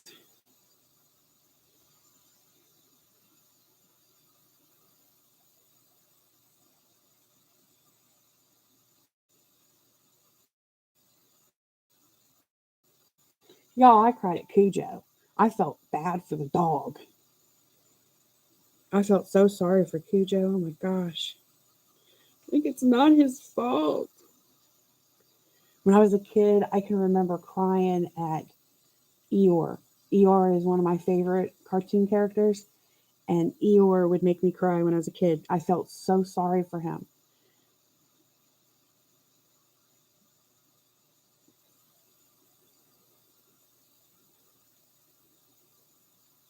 I have a coloring book. Oh my god. I'm going to show you this. I haven't cried at this yet. Well, I probably won't. I shouldn't say yet, but it makes me have the feels. So this is Dragonology. I don't think I've shown this one on my channel yet. Pull it up a little bit. I love the book. There's an actual read book after this. There's a whole series, but this is the only one that's got a coloring book. I wish they do coloring books for all of them. And they have all these cutesy dragons, and they tell you a little something, a little storyline on each one, right? Look at that funny face. And they're just, I don't know, they're different, okay? And I think they're cute. Look at that. It's a monkey dragon. I think he's adorable. But there's one in here that I feel sorry for him. And I'm like, oh. And it's like I haven't cried, but I have the feels of. And I just feel sorry for him. Draco's stupidest. And that's what makes me feel bad for him. I'm like, well, that's not right. Look at him. Look at his sweet little face. And I'm like, and they're calling him stupid and stuff. And he's got his little ears down. I'm like, oh, that's that's how bad I am. I feel sorry for this coloring book picture. I'm like, poor thing. He's horrible. So yeah. Y'all probably think I'm crazy now.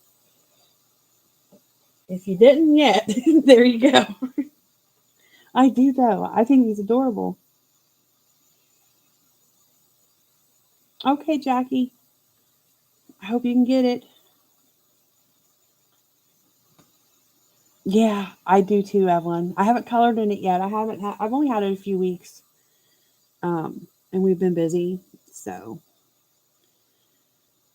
it's one I want to hit for this month. And then I was like, oh, I need to do something. I almost did a Christmas picture tonight, but then I'm like, wasn't there. Wasn't feeling it. I thought, well, I want to do a Christmas in July pick.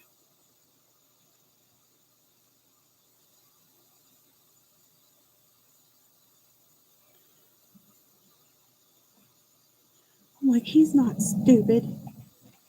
I'm the one that like, if I was to go like, oh, I'm going to go and pick out a puppy from a litter of puppies. This has never happened. This has never happened, and nor would I do this ever. Like, no. But if I was in that position and I'm picking one, I'm going to pick the one that people would think is the ugliest. Like that's just how I am. I like the runts, the well, the people, because the one I feel sorry for them, and I think they're the cutest ones, and that's just the way I go.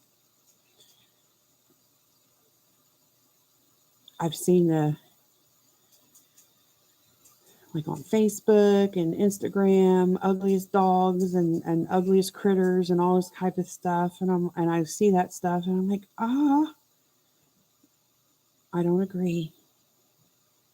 I think they're adorable.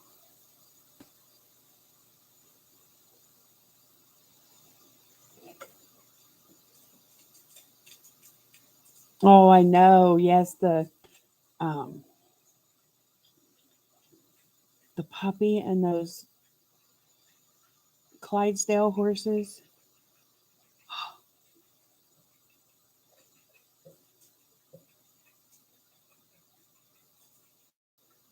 Or and I don't know if this is like everywhere in the United States or even the world, but like Humane Society commercials, especially with the one that they play the Sarah McLachlan song. Oh, I can't. I can't look at it. I don't want to see it. No. Even my kids are like, why are they playing this song with that?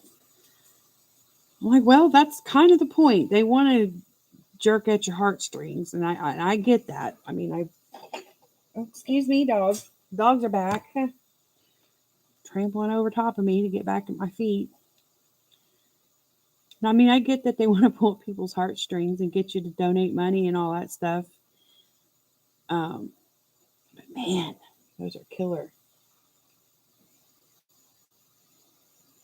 Yeah, we don't do the circus. Now, see, I grew up My grandpa was a Shriner, and we always got free tickets from him to the Shriner Circus, and we would go. And I was a kid, and I didn't know, but when I got older and I learned about stuff, I was like, oh, circus is a good time, but I can't do it. So I've never taken my kids to that.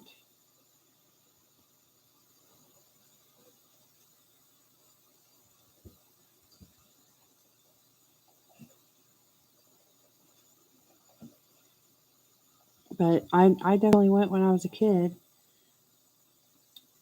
Heck, I got pictures of me riding camels and elephants at them and all that type of thing, even. But I've never taken my kids.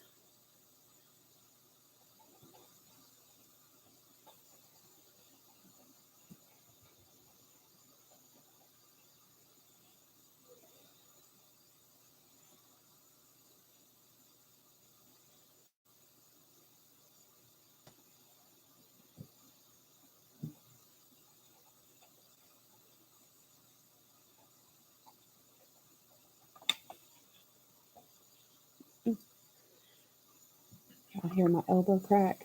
It still does that from when it was broken and dislocated.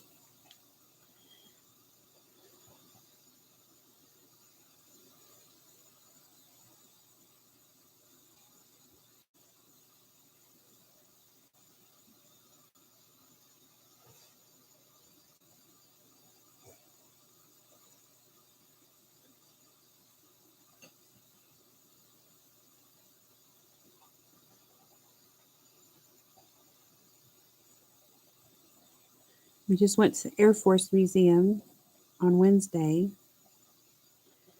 It was a rainy day. It's been a rainy week, actually, where I'm at. And that was one of our heaviest rain days for sure. And so we took the kids and my niece and our friends and their kids and my sister-in-law, and went to the Air Force Museum, which is cool because it's free to get in. To it's free to get in there. They will accept donations. Of course, they have a gift shop, and you can buy in the gift shop, of course. Um, Kids always enjoy it, have a good time walking around there, and they get to walk around in airplanes and um, like jet capsules that they can get into and mess with stuff, and then actually fly these flight simulators. So my daughter and my niece got in one flight simulator, and my husband and my son, they did the other one. So one was a pilot and one was a shooter, and they close them up and they got to get strapped in and they can go do barrel rolls, and so they're all spinning upside down. I could hear my niece squealing in there in this capsule thing. That was funny. She's usually not that brave. I was surprised she was willing to do it, but she did. But good on you. But they had a good time. My sister-in-law, she had to leave earlier than what we left because she had to go to work, and she's a police officer. We had at the beginning we did one of those, like you go somewhere and they get you hooked into a group picture type thing and give you a ticket and collect your picture at the end and all that. So we bought her one. So we stopped by to see her because she hadn't left the station yet, and pulled up on her at her cruiser, and the kids got to get out and explore the cruiser and ask questions and all that stuff. So that was kind of a little experience of itself. So they enjoyed that part too. But it was a good day. My husband's been off work all week. Took vacation. Go goes back Monday.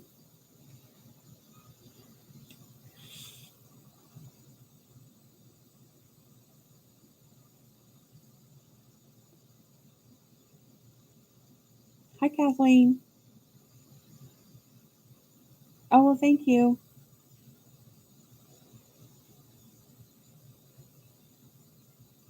And I haven't said, but anybody that's curious, I'm now 45 years old. Uh, Whew, I was, I kind of took my breath away to say that out loud. Yep. I don't feel old. I don't consider myself old. But it's like, wow, I can't believe I'm saying the numbers already. Like, wow, I'm here. I'm at that. This is where I am. And that is, it's shocking. But I don't consider that old or nothing. But I can remember being a teenager or 20 something, talking with my husband. What do you think it's going to be like when we're in our 40s? And, blah, blah, blah, and all this kind of stuff. How you are when you're kids.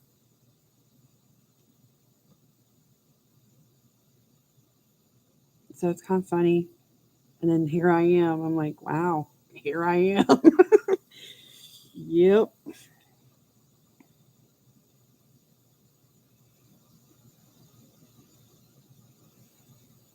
I mean, some days are rougher than others, and I feel it. Like, I have back issues. I've had back issues for a long time. When I was 9 years old, they thought I broke my back at one point.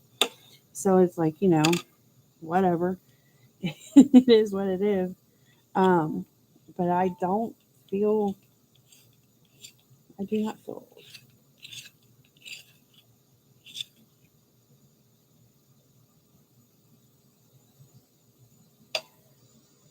Like I said, I'm still going roller skating, and I can still outdo my kids. That's how I'm all right. I'm doing okay if I can outlast the kids. And talking about, like hiking through the creek, walking against the water current, and like walking in the water on purpose against the water current because it's good exercise on your legs. Hey, um, and they'd be all like, "Man, can we take a break? Can we sit down? We go somewhere else, walk all day." Like, man, or go yard sailing all day, yard sailing or something. And I'm just walking, or we go to Antique Mall. Let me tell you what, that place is open 9 a.m. to 9 p.m. I can walk around the whole place. It's huge and not be done by close. I'm like, I can open and close it and still not be done. I just like to look at every little tiny thing though, reminisce. But they be taking breaks, and my husband takes them out for lunch. I'm like, go on, I'm good. I go with a friend. She's got to sit down, take a break. I'm like, really? Come on now. So I'm like, I'm doing all right. Now I'm back to that original first base coat I put all over is the burnt okra 10%. I'm going back at it now.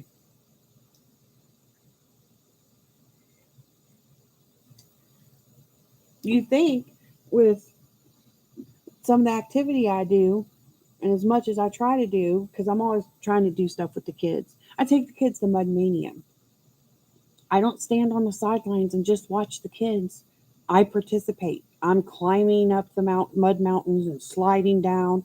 I'm on my belly in these muddy trenches with wires above us, army crawling on my belly and elbows, right along with the kids, while my butt's hitting the wire. And I'm thinking, yep, butt's getting bigger this year. And I'm like, golly.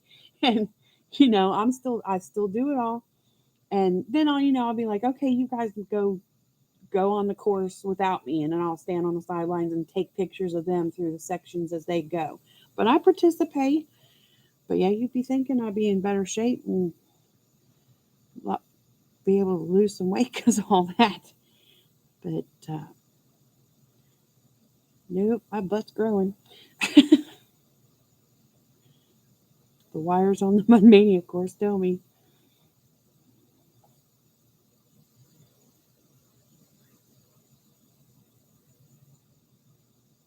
Thank you, Kenny.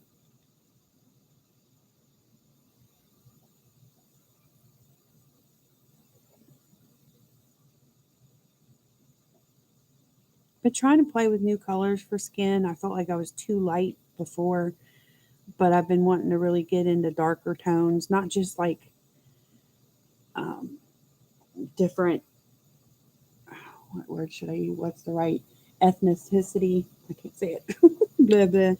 That word. Not just that, but like getting a really good tan too, instead of like super fair. So I've been trying to play around with those ideas. And these colors, I will not claim. These specific colors I'm using right now. What is her channel name? Steph Colors. Steph Colors 63, I believe is the channel name. That's who I got this color combo idea from. I should have wrote that down. I knew I was going to be playing with these pencils. I should have wrote it down so I could have told y'all right, because I like to give credit when I can, when it's due. But that's where the idea come from, was her. I don't know if anybody else has heard of her or watches her. She does some pretty work though. She was using this set of Loomies on a Grazia Salvo picture I seen her do. Like, wow. Of course, hers is a little different, and she did use this the russet, and I haven't touched it yet. Um,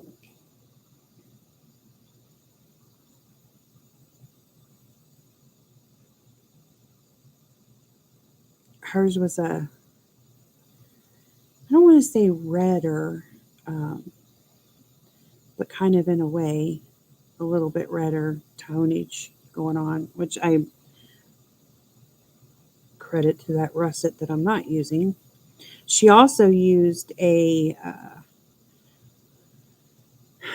buff titanium. And on play pages, I was playing with these colors and I was using that and trying to do it the way she was doing her stuff. And it wasn't working for me. I wasn't liking it. And so I just stuck with these colors and started playing around with them on my own in my own way. And here I am with it.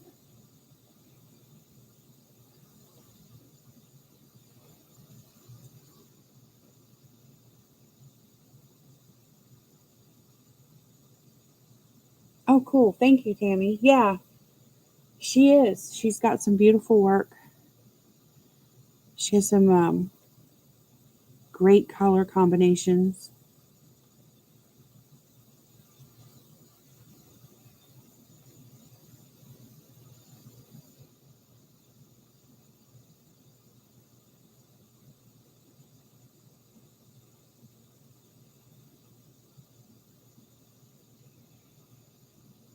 Yeah, I didn't even think about what paper she was on. Thank you, Jackie. Hope you've had a better signal.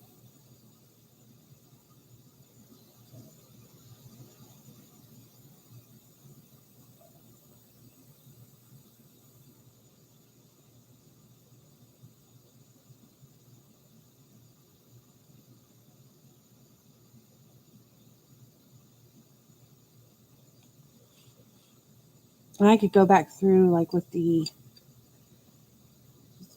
burnt ochre and come back in on different shadowy places and darken them up some more.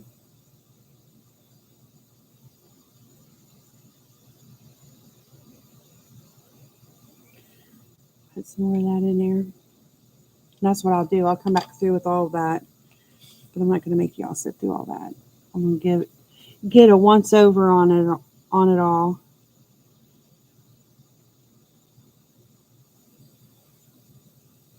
and then maybe go to the water.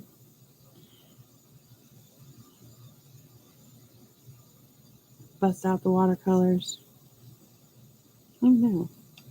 What's 9:30? I guess I've been on for 2 hours, but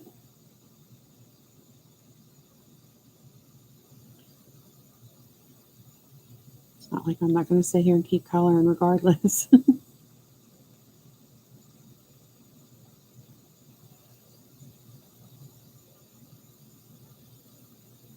Now I will say that I'm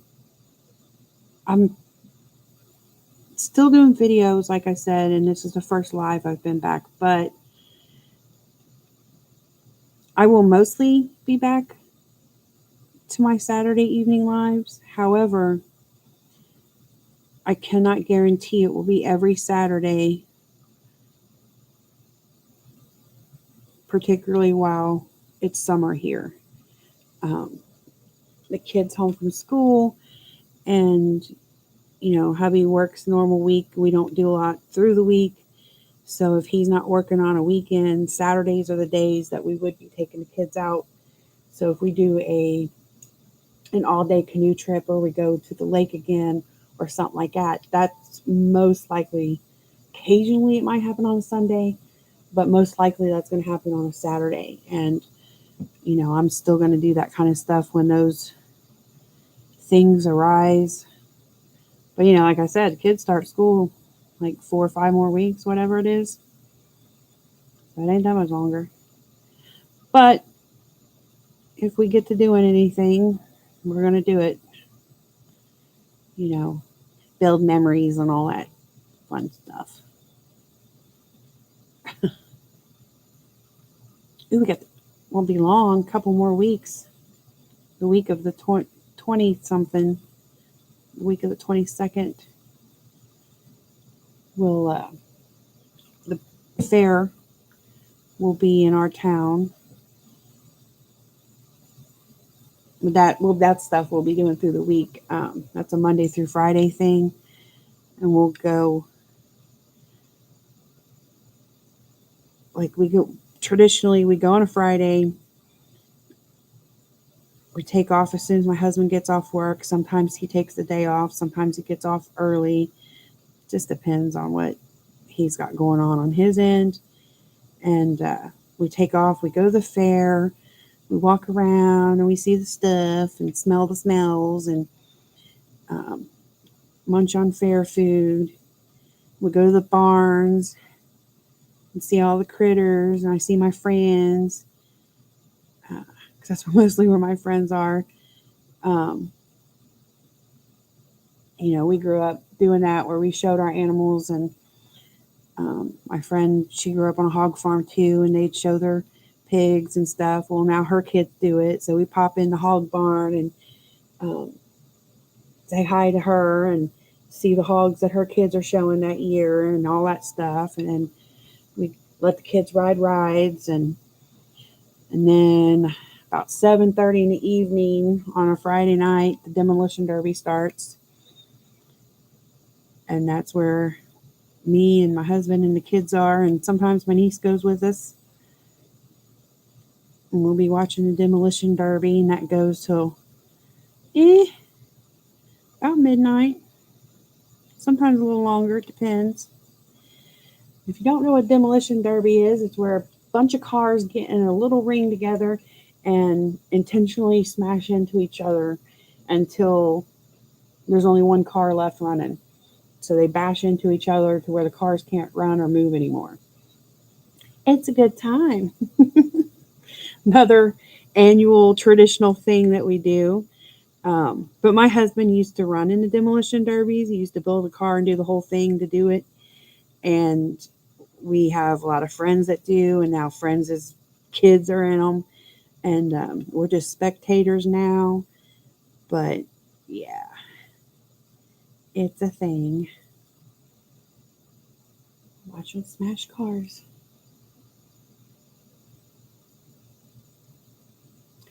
Ooh, I've heard of Art Gear Guide talking about the Derwent Light Fast paper.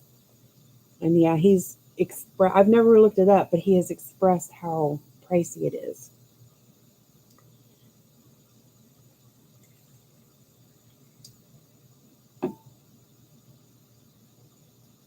Do they have demolition derby for all you people? And Tammy and Angie, do they have in other parts of the world? Do they have demolition derbies? Yeah. Oh yeah, the tractor pull. Yes. And it's so cute because before they do the demolition derby, they have the demolition minis, and it's where basically a bunch of toddler kids, they get in Power Wheels and they do the same thing, but they're doing it in Power Wheels, and they're bumping into each other at their little Power Wheels and stuff. Of course, everybody's got helmets on and all that type of jazz, but so they have their cute little Power Wheel thing.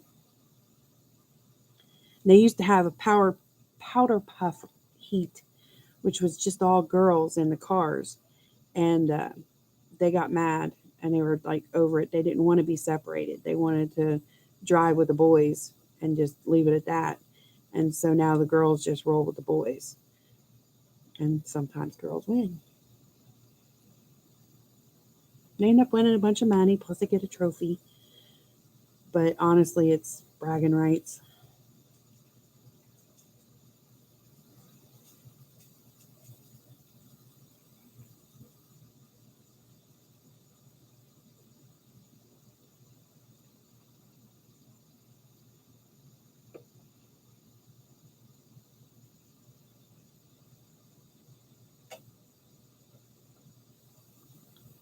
Oh, do they, Wicca?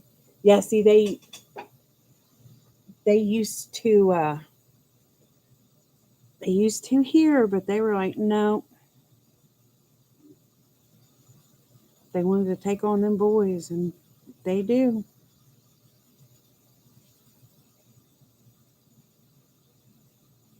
And this is where I let myself push a little harder, but still not too hard because I'm going to go back over with some more layers in the same tones.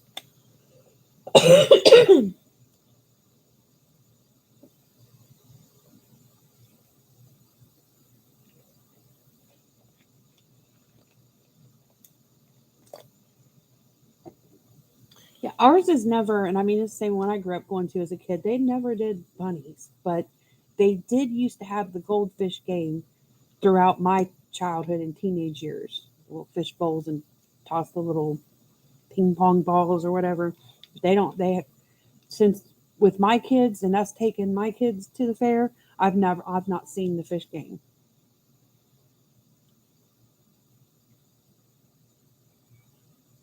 They did do a thing with the bunnies and the animal barns though when I was a kid. I don't know if they still do this or not, but you had to be one of the Grange or 4-H kids, and I was in Grange.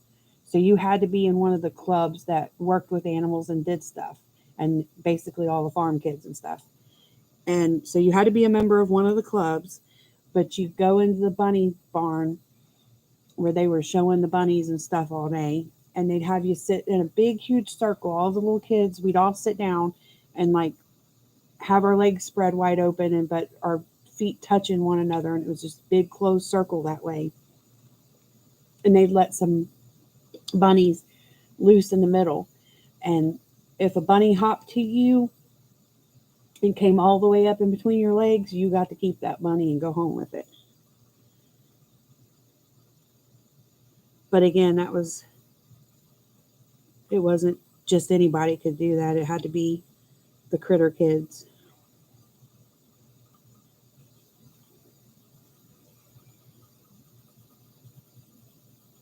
Pretty much you knew that that kid was going to take that bunny home and was going to be showing that bunny.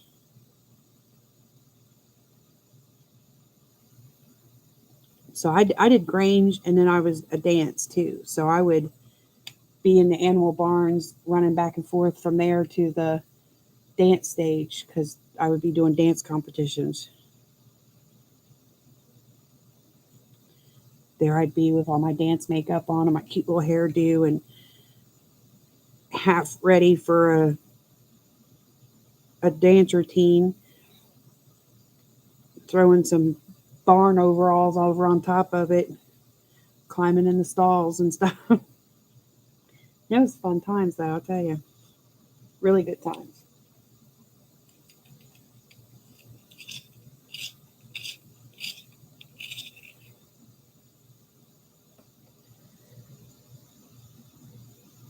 Yeah, well, I've never lived my life without critters, Angie.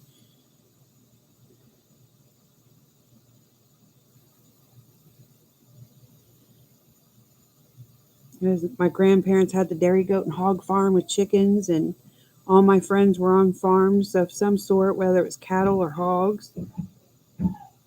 And what that was all about. I don't know if you heard all that, but my grandma did animal rescue, and I was right with her all the time on it. And that's what got me into wildlife rescue. I have had and rehabbed to be re-released to the wild 12, well, I should strike that, 11 raccoons, which were all successful cases except one, the 12th coon. She was born with front skeletal and under jaw deformities, which made her incompatible to live in the wild. Wouldn't have survived. I mean, like her front legs should have been, which way? Can you see? Her front legs should have been about that long ish, and her front legs were like this long. They were just like little flappers. Um, she wasn't a good climber. Her bottom jaw, she couldn't drink right. She had a special dish rigged up to be able to drink water. So that was Belle. That was my little baby. That's another reason why my little bobblehead Bob is like, I wanted him so bad because of the bird in his head and the squirrel and the coon. Yeah, that's up my alley. Me and Bob could have been friends. Had a lot in common because how he was with critters. She was my baby. The deformities was internal also, and so her life was cut short. She got to be my baby for about 4 years before we lost her. But she was full rotten, and she had a good old life, buddy. I tell you that much. She was the star everywhere I took her.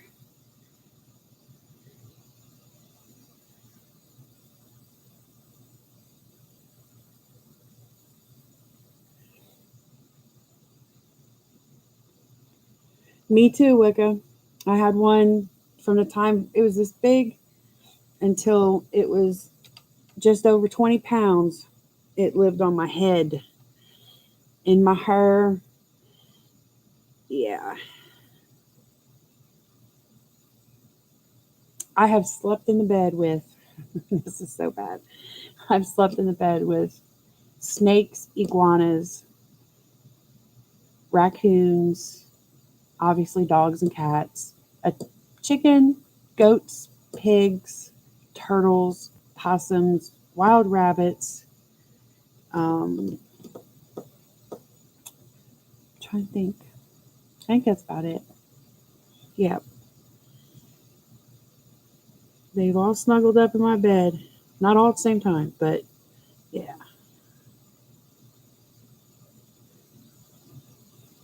I even rescued a couple tarantulas, for God's sakes. That was, jeez. That was an experience, something I never thought I would do. But it was a learning experience, and I didn't realize how much personality they have.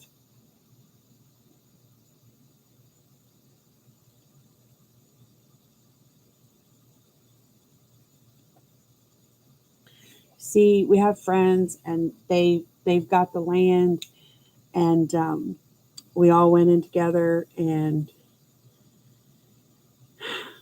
they bought some cattle to raise to eat, and my husband put money in on that, and I'm like, man, it bothers me, so I don't think about it. But I don't know them. I don't want to meet them. That's my big thing. I can't meet it or know it. I don't know. Don't name it. Don't tell me if you named it. Don't show me a picture of it. I don't want to know nothing about it. I'm not stupid. I know where meat comes from. I just don't want to know it. That's like us. Ooh, gotta get a drink.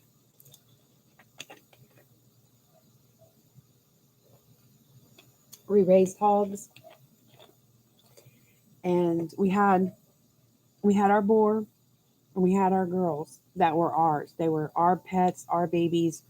But when the season came around and they were having babies, we didn't keep all them babies. I knew where those babies were going, who they were being sold to.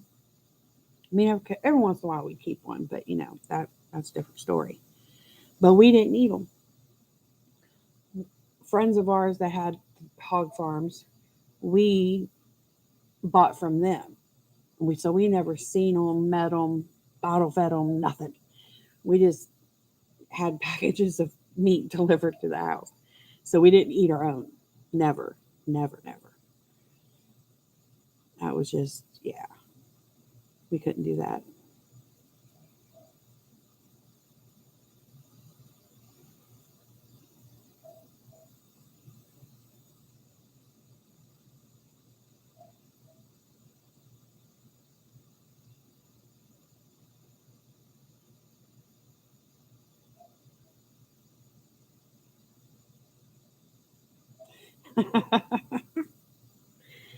Yep. I don't want to know its name if I'm going to eat it. I could really not eat meat, kind of, sort of, mostly. But my husband is not on board with that.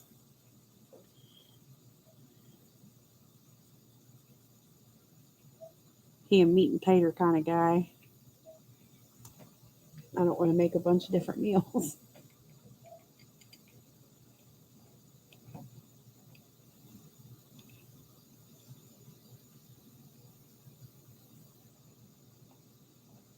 Oh my, Evelyn. Yeah, no. See, that's terrible. Oh no, no.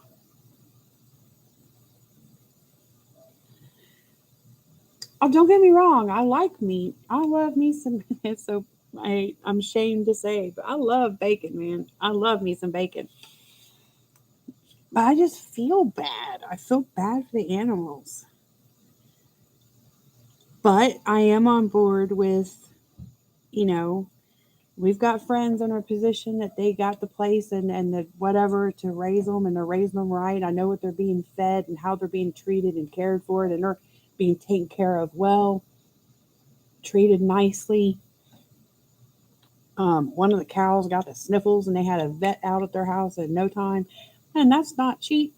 And they're being taken care of, and so I know that the quality of meat that we're going to have about a year or so from now is going to be way better than anything I'm going to buy at the grocery store, and I'm all for that. I love the idea and concept of that. I just personally can't do it. I can't be the one.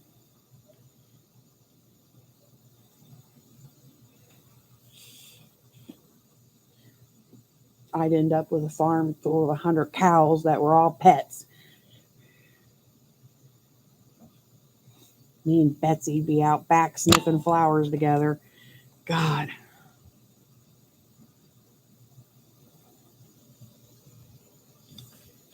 So that's the idea of her skin. Like I said, I'm going to come back through with some of the same colors and, you know, double down on the layers a bit. Go with some more shading.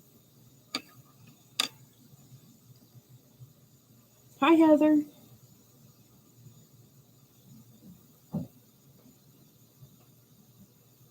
Ooh, first time I seen my grandma wring a chicken's neck, oh, I was floored. Floored.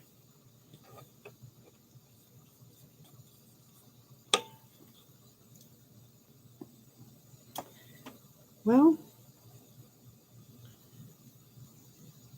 Should I end it or go on? I'm thinking about hitting this water, seeing if this ink is gonna,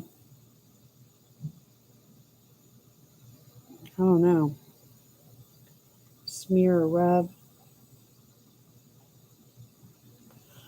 Oh, this is actually, yes, it is Rain Art, but it is from her Patreon.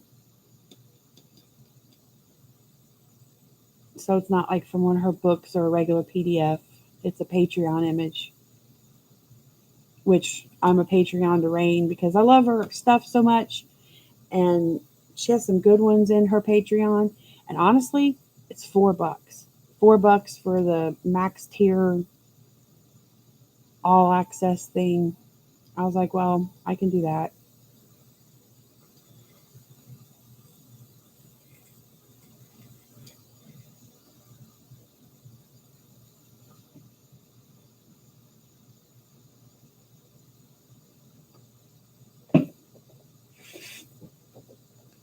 I gotta see if there's a blue I want to use. Or if I want to use my other ones. The other watercolors that I have before I got these Faber-Castell tubes was the Milan. And everybody said that they were good and stuff, which they are. But I won't lie, I immediately wanted this set because of the parrot on the tin. I like the color of the tin too, but the parrot had me. Um, so I knew I was getting it. I'm just fortunate that they are decent watercolors. Where's my little swatchy thing? Here it is. So this is their swatch. Their swatches. We should have a bigger set now. It's this set plus like 12 or 14 metallics, and I kind of want to get that too, to have the extra colors. Plus, it's a pink tin with another parrot on it. Y'all, that's why I got the chrome flows. I wanted the chrome flows, but I didn't need the chrome flows. But when they came out with the larger set and it has the macaw on there, I was like, yep, I'm getting it. So I could use the pans or I could use these. And I kind of feel like I want to use these still because I like this blue a lot, even though it's called sky blue. But I want to try these. So I'm going to do that. I'm going to just use... no. I'm going to go with the blue I want.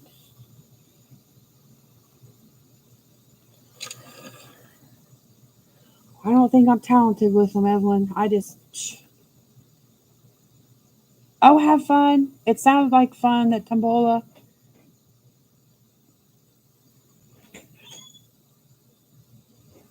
Hopefully you get some good stuff.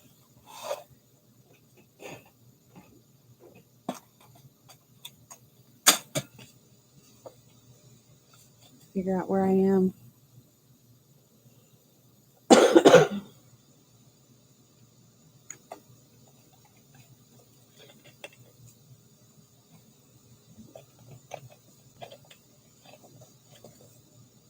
You have to show us the goodies you get from the Tombola.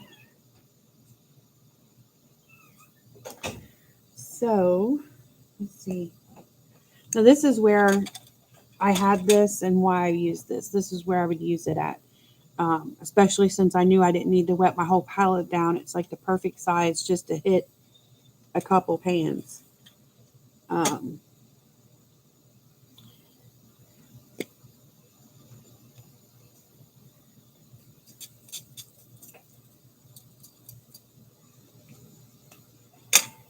Spritz that up.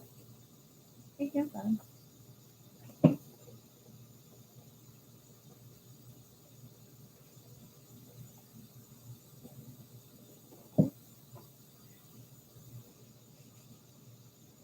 Like I said, my big dogs think they're so little.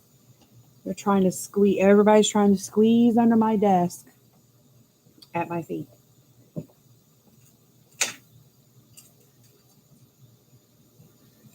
So these ones are, not these, but these blue ones here are the ones that Renee got me and sent to me. So I've been using those.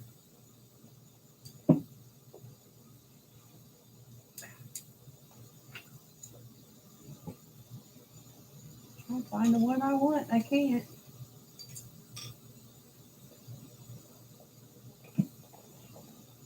And it came in one of these things that unfolds.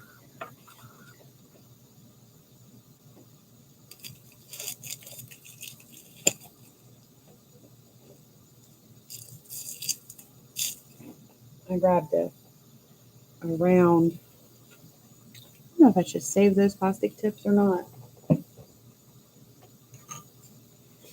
I have a little old glass creamer. So my great aunt and my grandma used to run a truck stop diner type situation.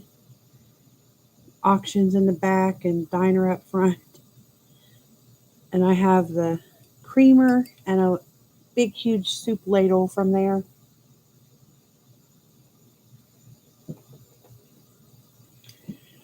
Ooh, scary, scary.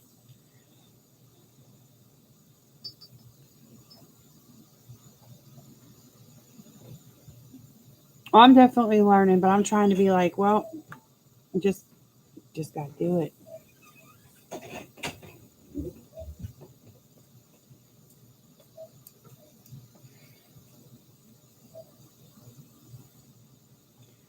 Let's see if it's gonna be wet enough.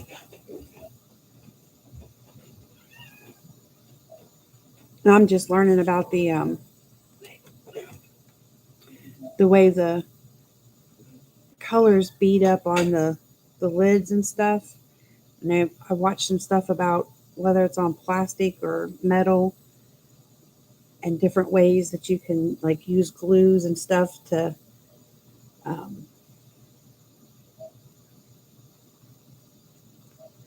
I don't know, I guess like rough it up or something to where the paint doesn't bead up within itself that way since it's not supposed to.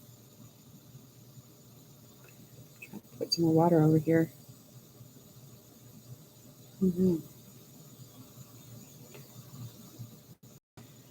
Well, here we go. My main concern is the ink staying where it should go.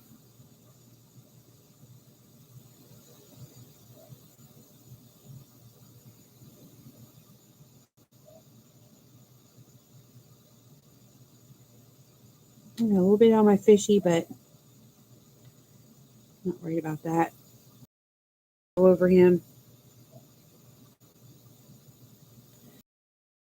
I feel like, oh, I could have used like a big brush, cover more area at one time, but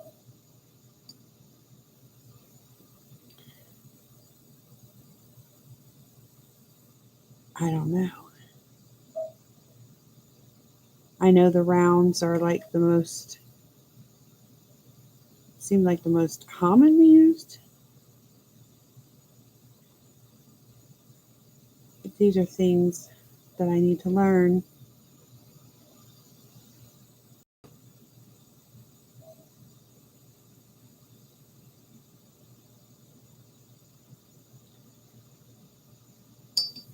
I should probably put my water closer to my area.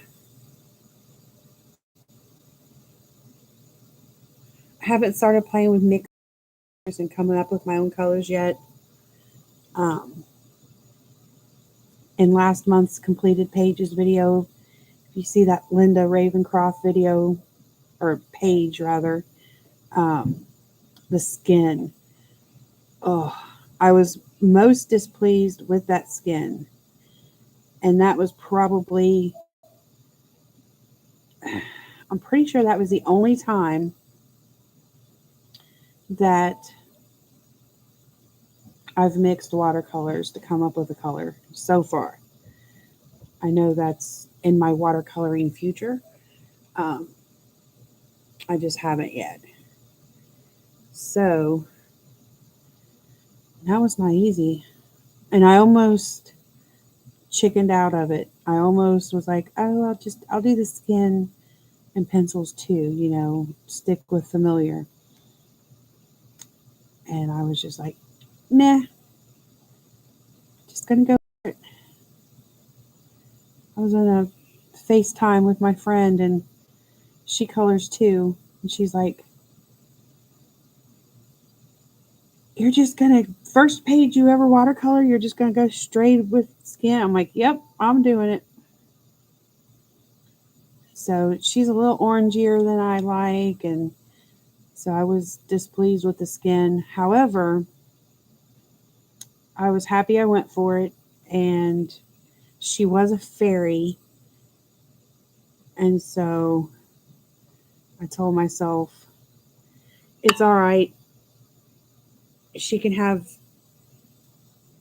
an orangier complexion. She's just, it's like a spray tan fairy. So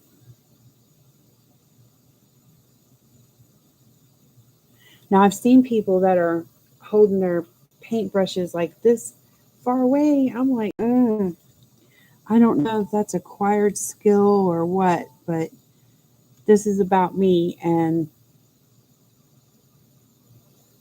I'm just trying to not hold it like a pencil.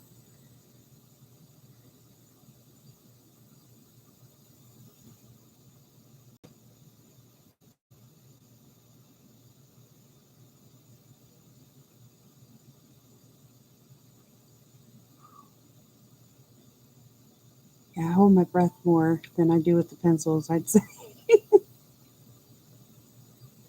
Yeah.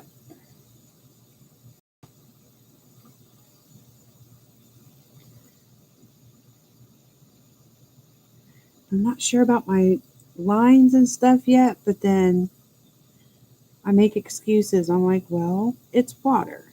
So it can have that look a little bit. See, just like that. This is what I need to do. More comfortable with a longer stroke, I guess.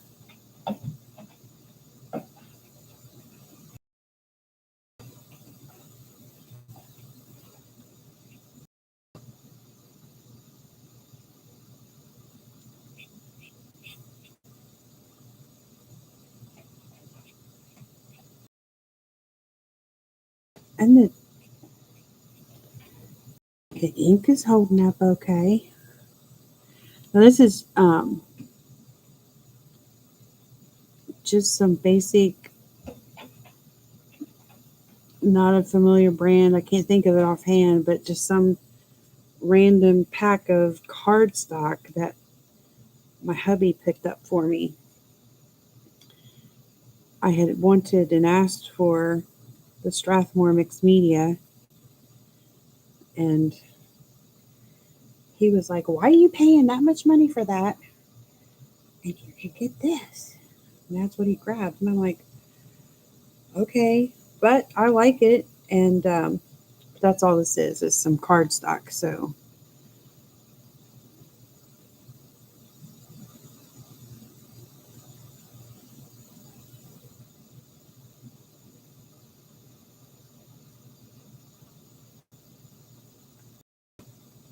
kind of buckling up right there, but not bad.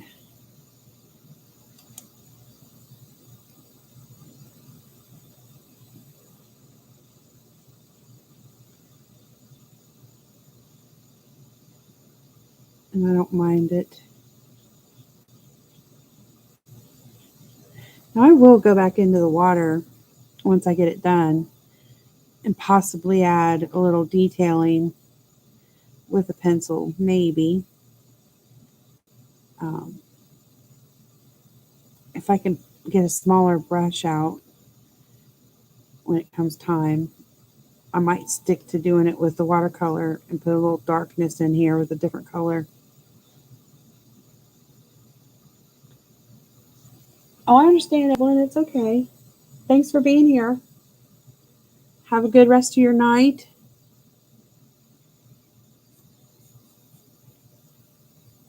But I'll definitely come on it with either some Posca or some Jelly Roll and give it some white ripple highlight type situation.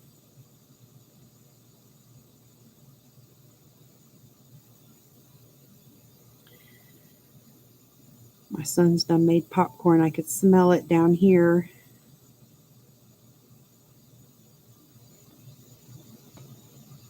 Hope he remembered to shuffle his laundry.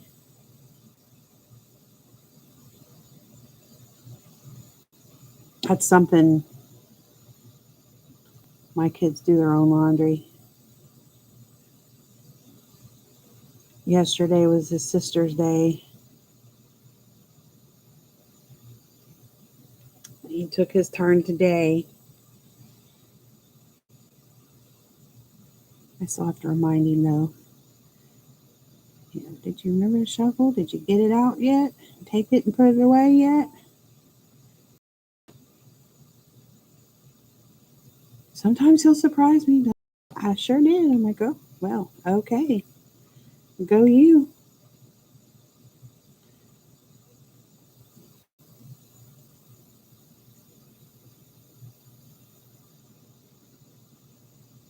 The ink seems to be holding up just fine.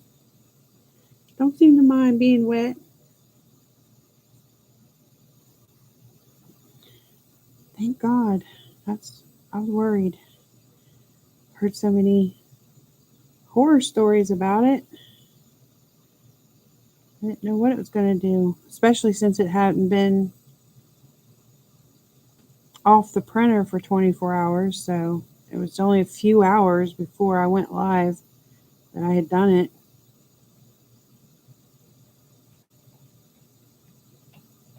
I love this blue.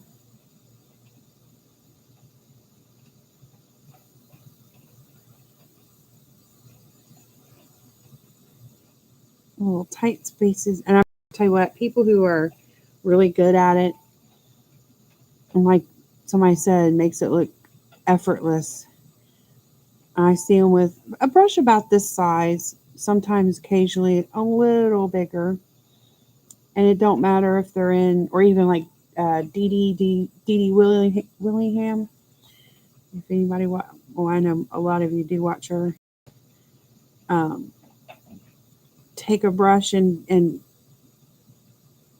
don't matter the little spot or not, do it with such grace, like it ain't nothing. But for me, I'm all like, oh my God. No, I'm actually going to go over that part of her foot, but I want it to be a super light.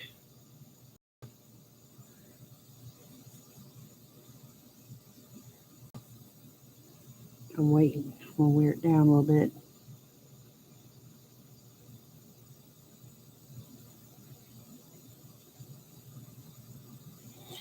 Like this, doing this little area. Like, ooh, made it. I feel like I need to go in this direction. I don't want to. It'll be right.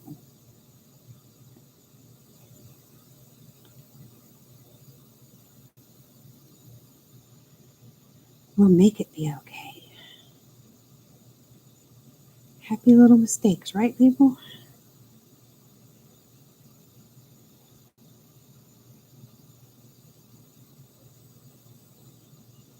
That's why, like I say, I'm waiting on this sketchbook that I ordered to come with water. It's a moleskin watercolor paper, and that's what I'm going to do. Some like watercolor exercises, I guess. Um, Mostly to practice because, like, I can't draw, but things that I'm practicing my maneuverability with my brush. I'm like at that level. Just basic maneuverability.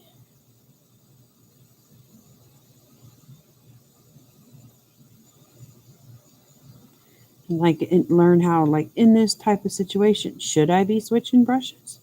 Should I be using a smaller brush and then switch back to the bigger one? Like, I don't know. Does it work like that? I have not got that far into it.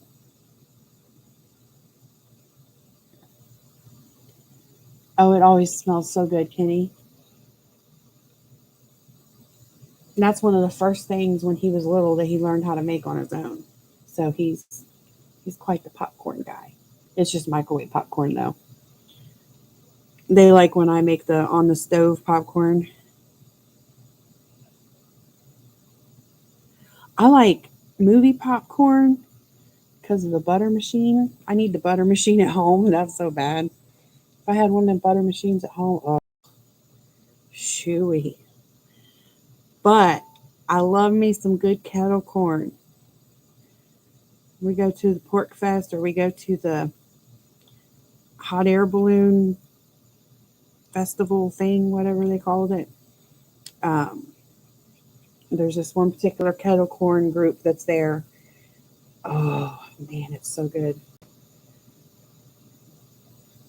I tried to make kettle corn at home and it didn't turn out right. And then I started looking it up and I learned that there's certain kernels that they actually use for that. And I didn't know, but now I do. And I told my husband I'm going to order some and make kettle corn at home. I have kettle corn anytime I want.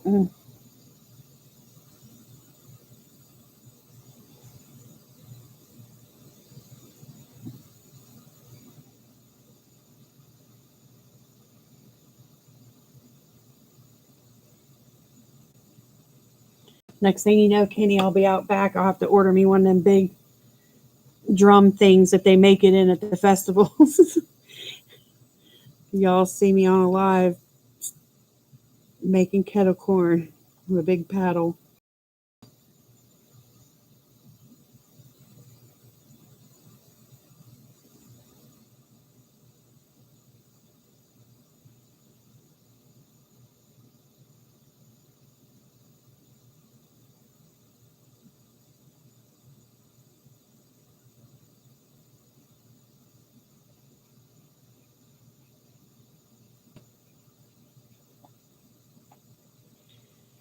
Whew.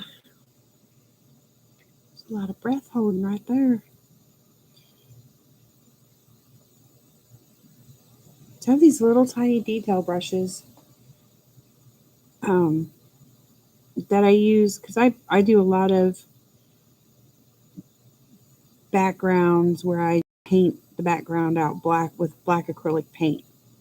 And I love that. Sometimes I just leave it as is and it's just black. Or sometimes I will, after I paint it black, do like a smoky mist type of a thing happening on top of that, or splatter some stars on there. And that is probably my favorite background to do. I don't know, I just like it. Um, so I have these little tiny detail brushes to where around the edges of everything and in between all the little itty bitties. Um, and then I switch over to a bigger brush and paint everything out.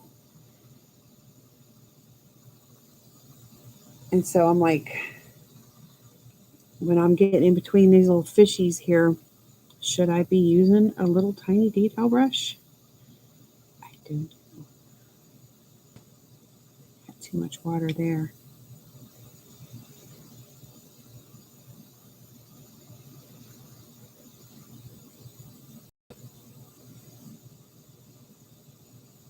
So far, I'm all right, I think, but I'm definitely using it more like a pencil on these areas with just the tip of that brush. I kind of think that's what I'm supposed to do. I wish a name. I recently watercolor chick. And I'm probably not going to, even though I've heard her say her own name. Irit. I know it's Irit.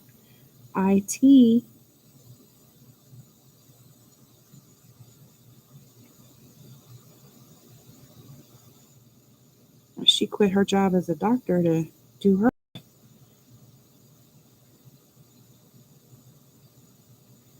You could FaceTime with her. That way she could be like, nope, you're doing it wrong. Do this. You take care, Jackie. You have a great night too. Your cute little dogs. I'll talk at you soon on Instagram. I'm glad you stopped by. I was thinking about you today.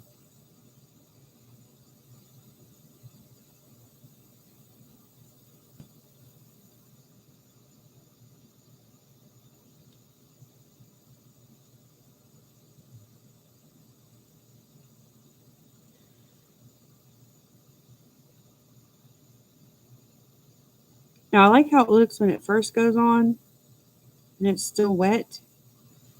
And then when it starts to dry and I see how light it's going to dry, I'm like, well,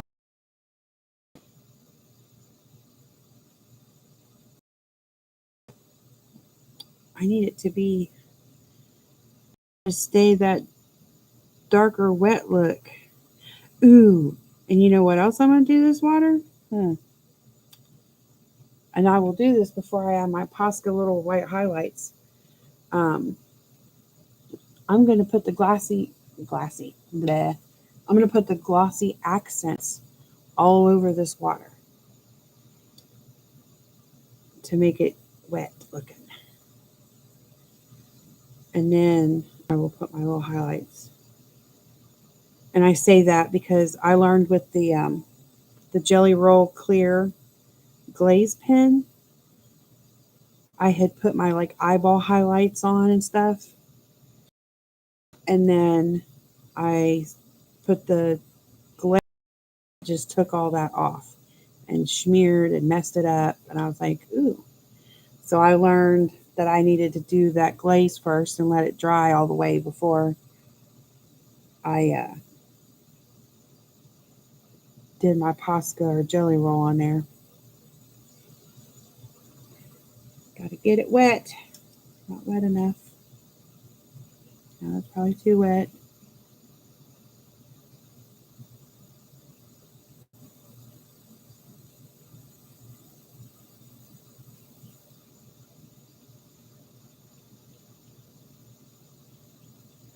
Oh, why was it going on edge over here?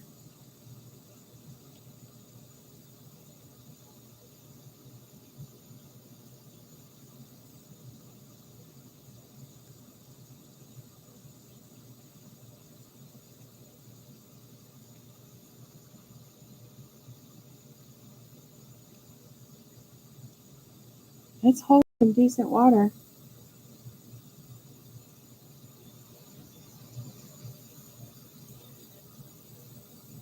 Oh, I bet the neighborhood would come around if they was smelling that.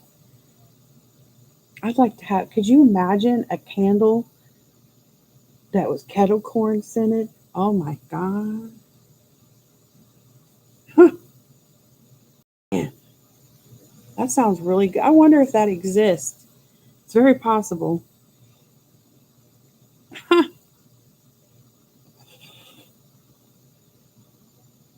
I have tart warmers, little wax melts. Everybody calls them something different. I call them tarts. There's this one, and it's the one for me, and I love it. But it's supposed to be some kind of orange cream cupcake, is what it's labeled out as. Oh, that's wood. Crap. But no, it's Fruit Loops. Them things melt down. It smells just like Fruit Loops. And I love it. I don't even eat. I mean, I've ate Fruit Loops before in my life, but Um, it's not a normal or regular thing or even something I grew up eating, but I love it.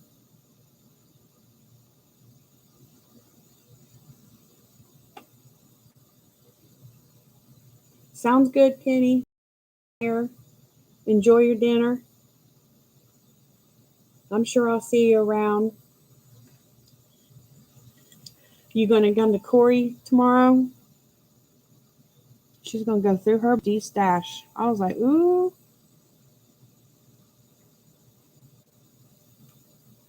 So I'll be at Corey's tomorrow for sure. See what she got going on. She said it was something like 300. Like, wow.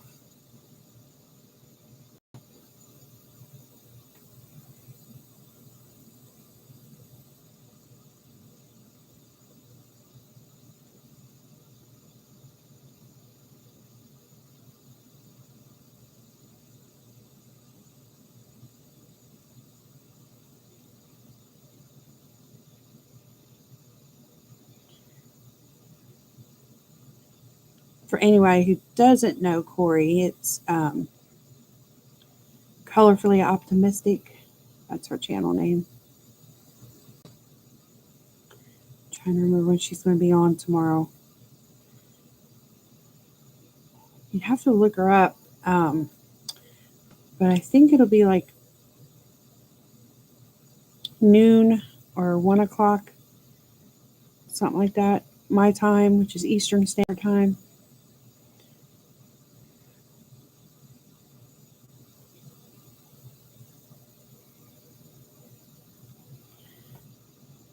If you're not familiar, you should check her channel out. She does some really good hair tutorials. She does a little bit of everything. She does some diamond painting. She's very much into watercolors.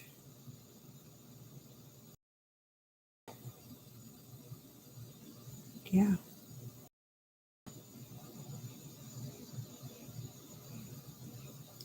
Really optimistic.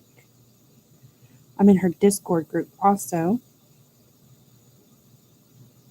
I'm in a few Discord groups.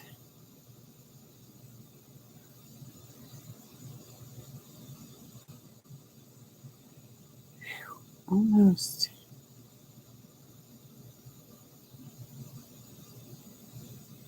Now I got this schmear of that blue schmear over there on that what's supposed to be a wood plank. I'm super irritated about that.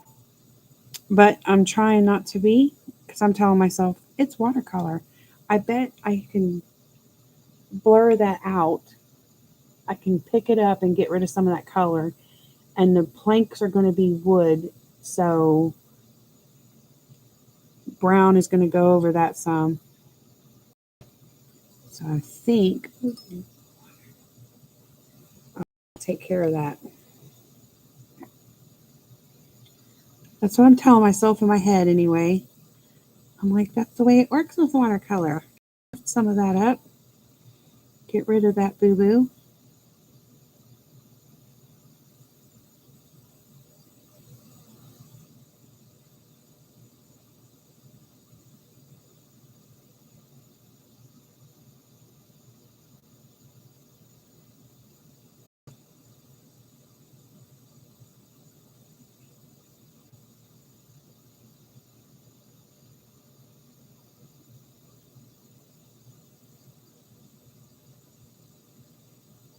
Just about got this water done.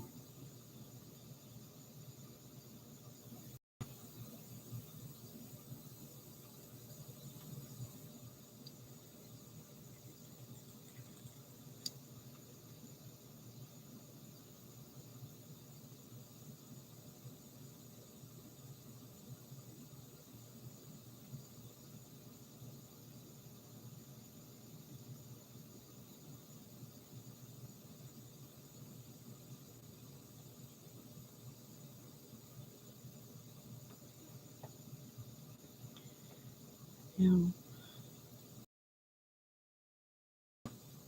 over the foot.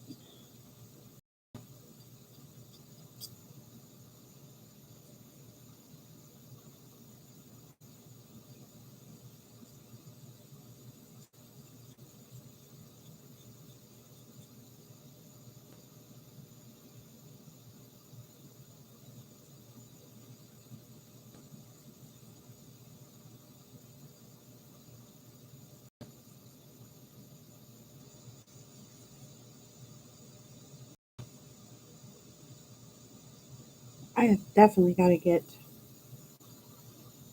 more of this blue.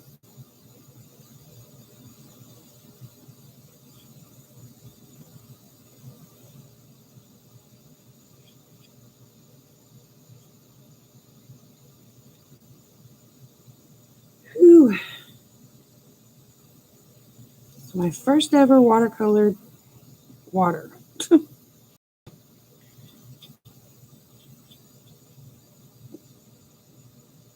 It definitely needs work.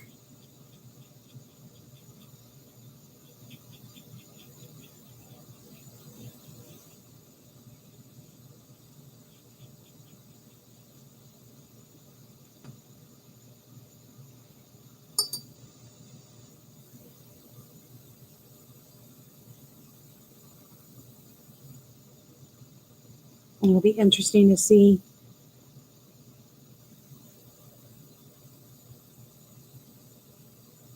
if the more I get comfortable with the watercolors and the brushes, and like I said earlier, the brush maneuverability, if I will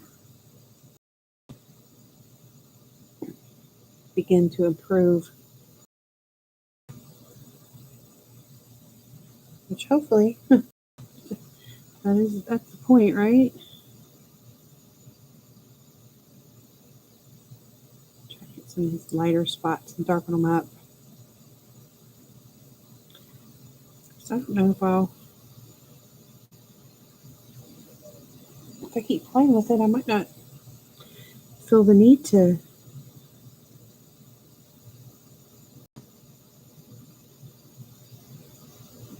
do any pencil work underwater. Stays on it and a little bit of highlights.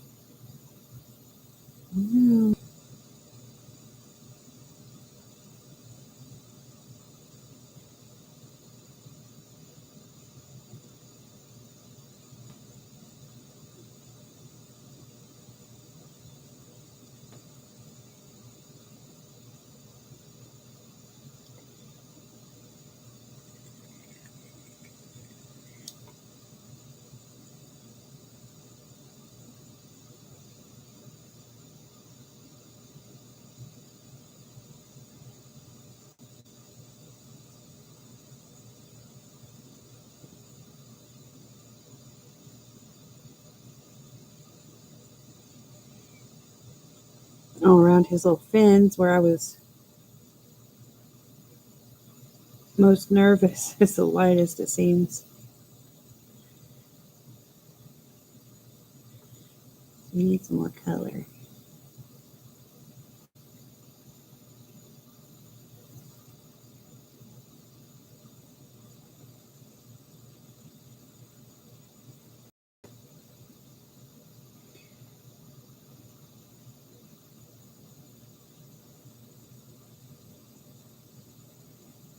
That's another thing I don't know if it's normal to layer your watercolors.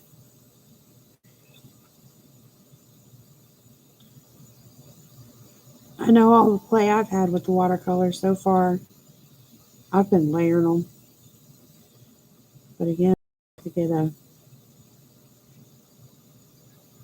more saturated look on it.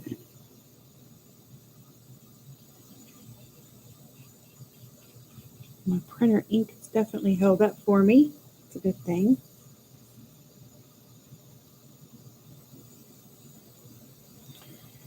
Get a little dry.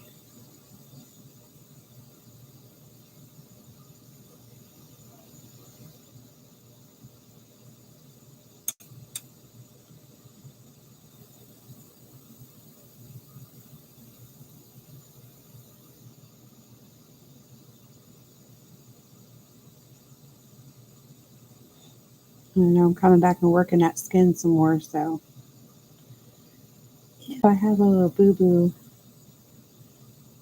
be alright.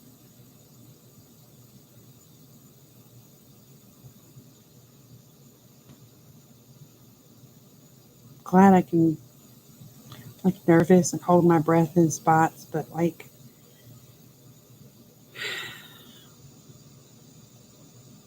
I've eased up on myself with the, it'll be okay. I can fix that.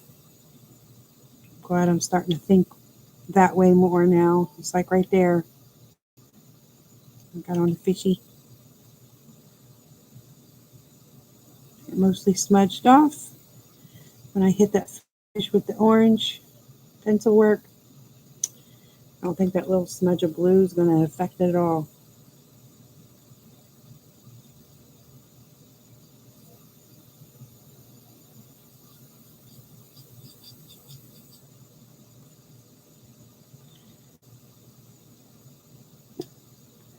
That's another thing I need to learn about the brushes. Do we do this? Is this a thing for watercolors? I mean, I know I've seen oil and acrylic painters kind of do that. I don't know about watercolor land. I want to do it though. It feels right to do it.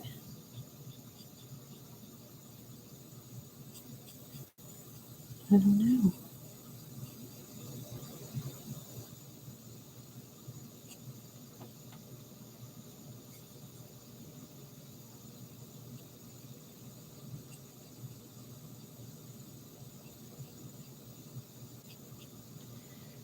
Definitely gotten this page wet.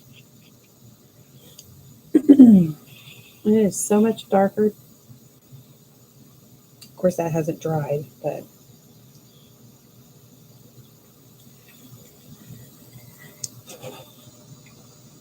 I think I'm going to put a little bit more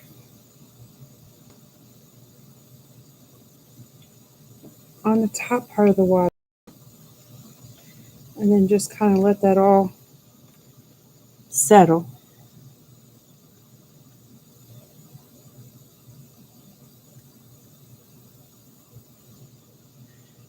I just remembered for some reason, I was thinking about doing her dress blue.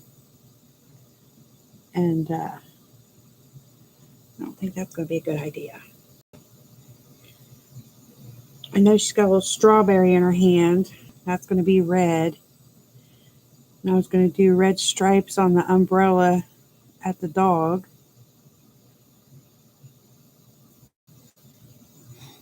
So maybe a purple dress. Maybe.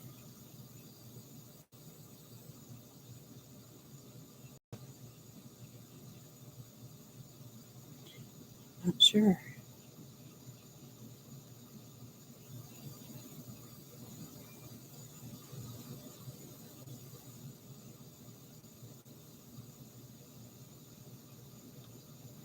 And since my fish is going to be orange, I was going to do orange sunglasses on the dog.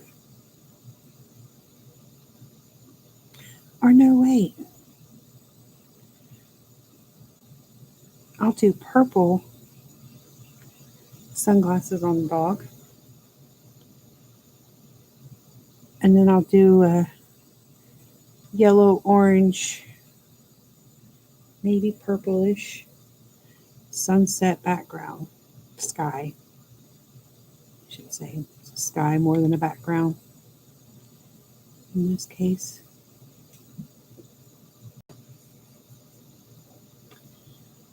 Which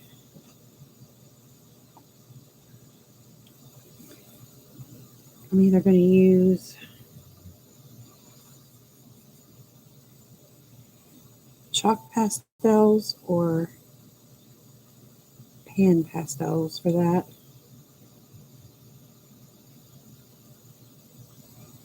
I don't know.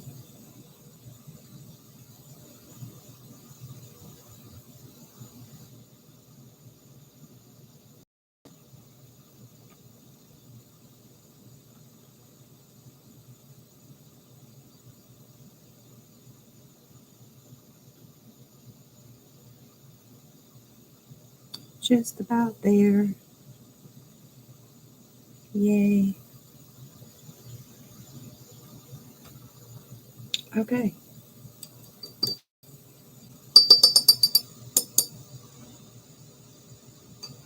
I think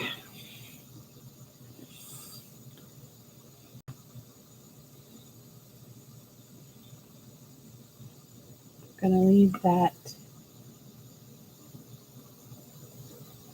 like that to dry.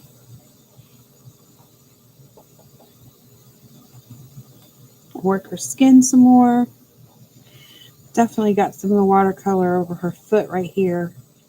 But I think when I come back in with my skin tones, I think I can clean that up. Just like I think I can clean that wood up. I might do that now. But thank y'all for being here. I know a lot of you left by now. I went way over my planned time. But appreciate everybody. It's great to come back, be back. And I'm going to have some videos again soon. And I should see everybody again next Saturday for another live. And we'll see what I get into. See what I play with. See if I come up with using that brush show that I showed you earlier, and coming up with a background that I could print on and color on top of that. So, till next time, later, y'all.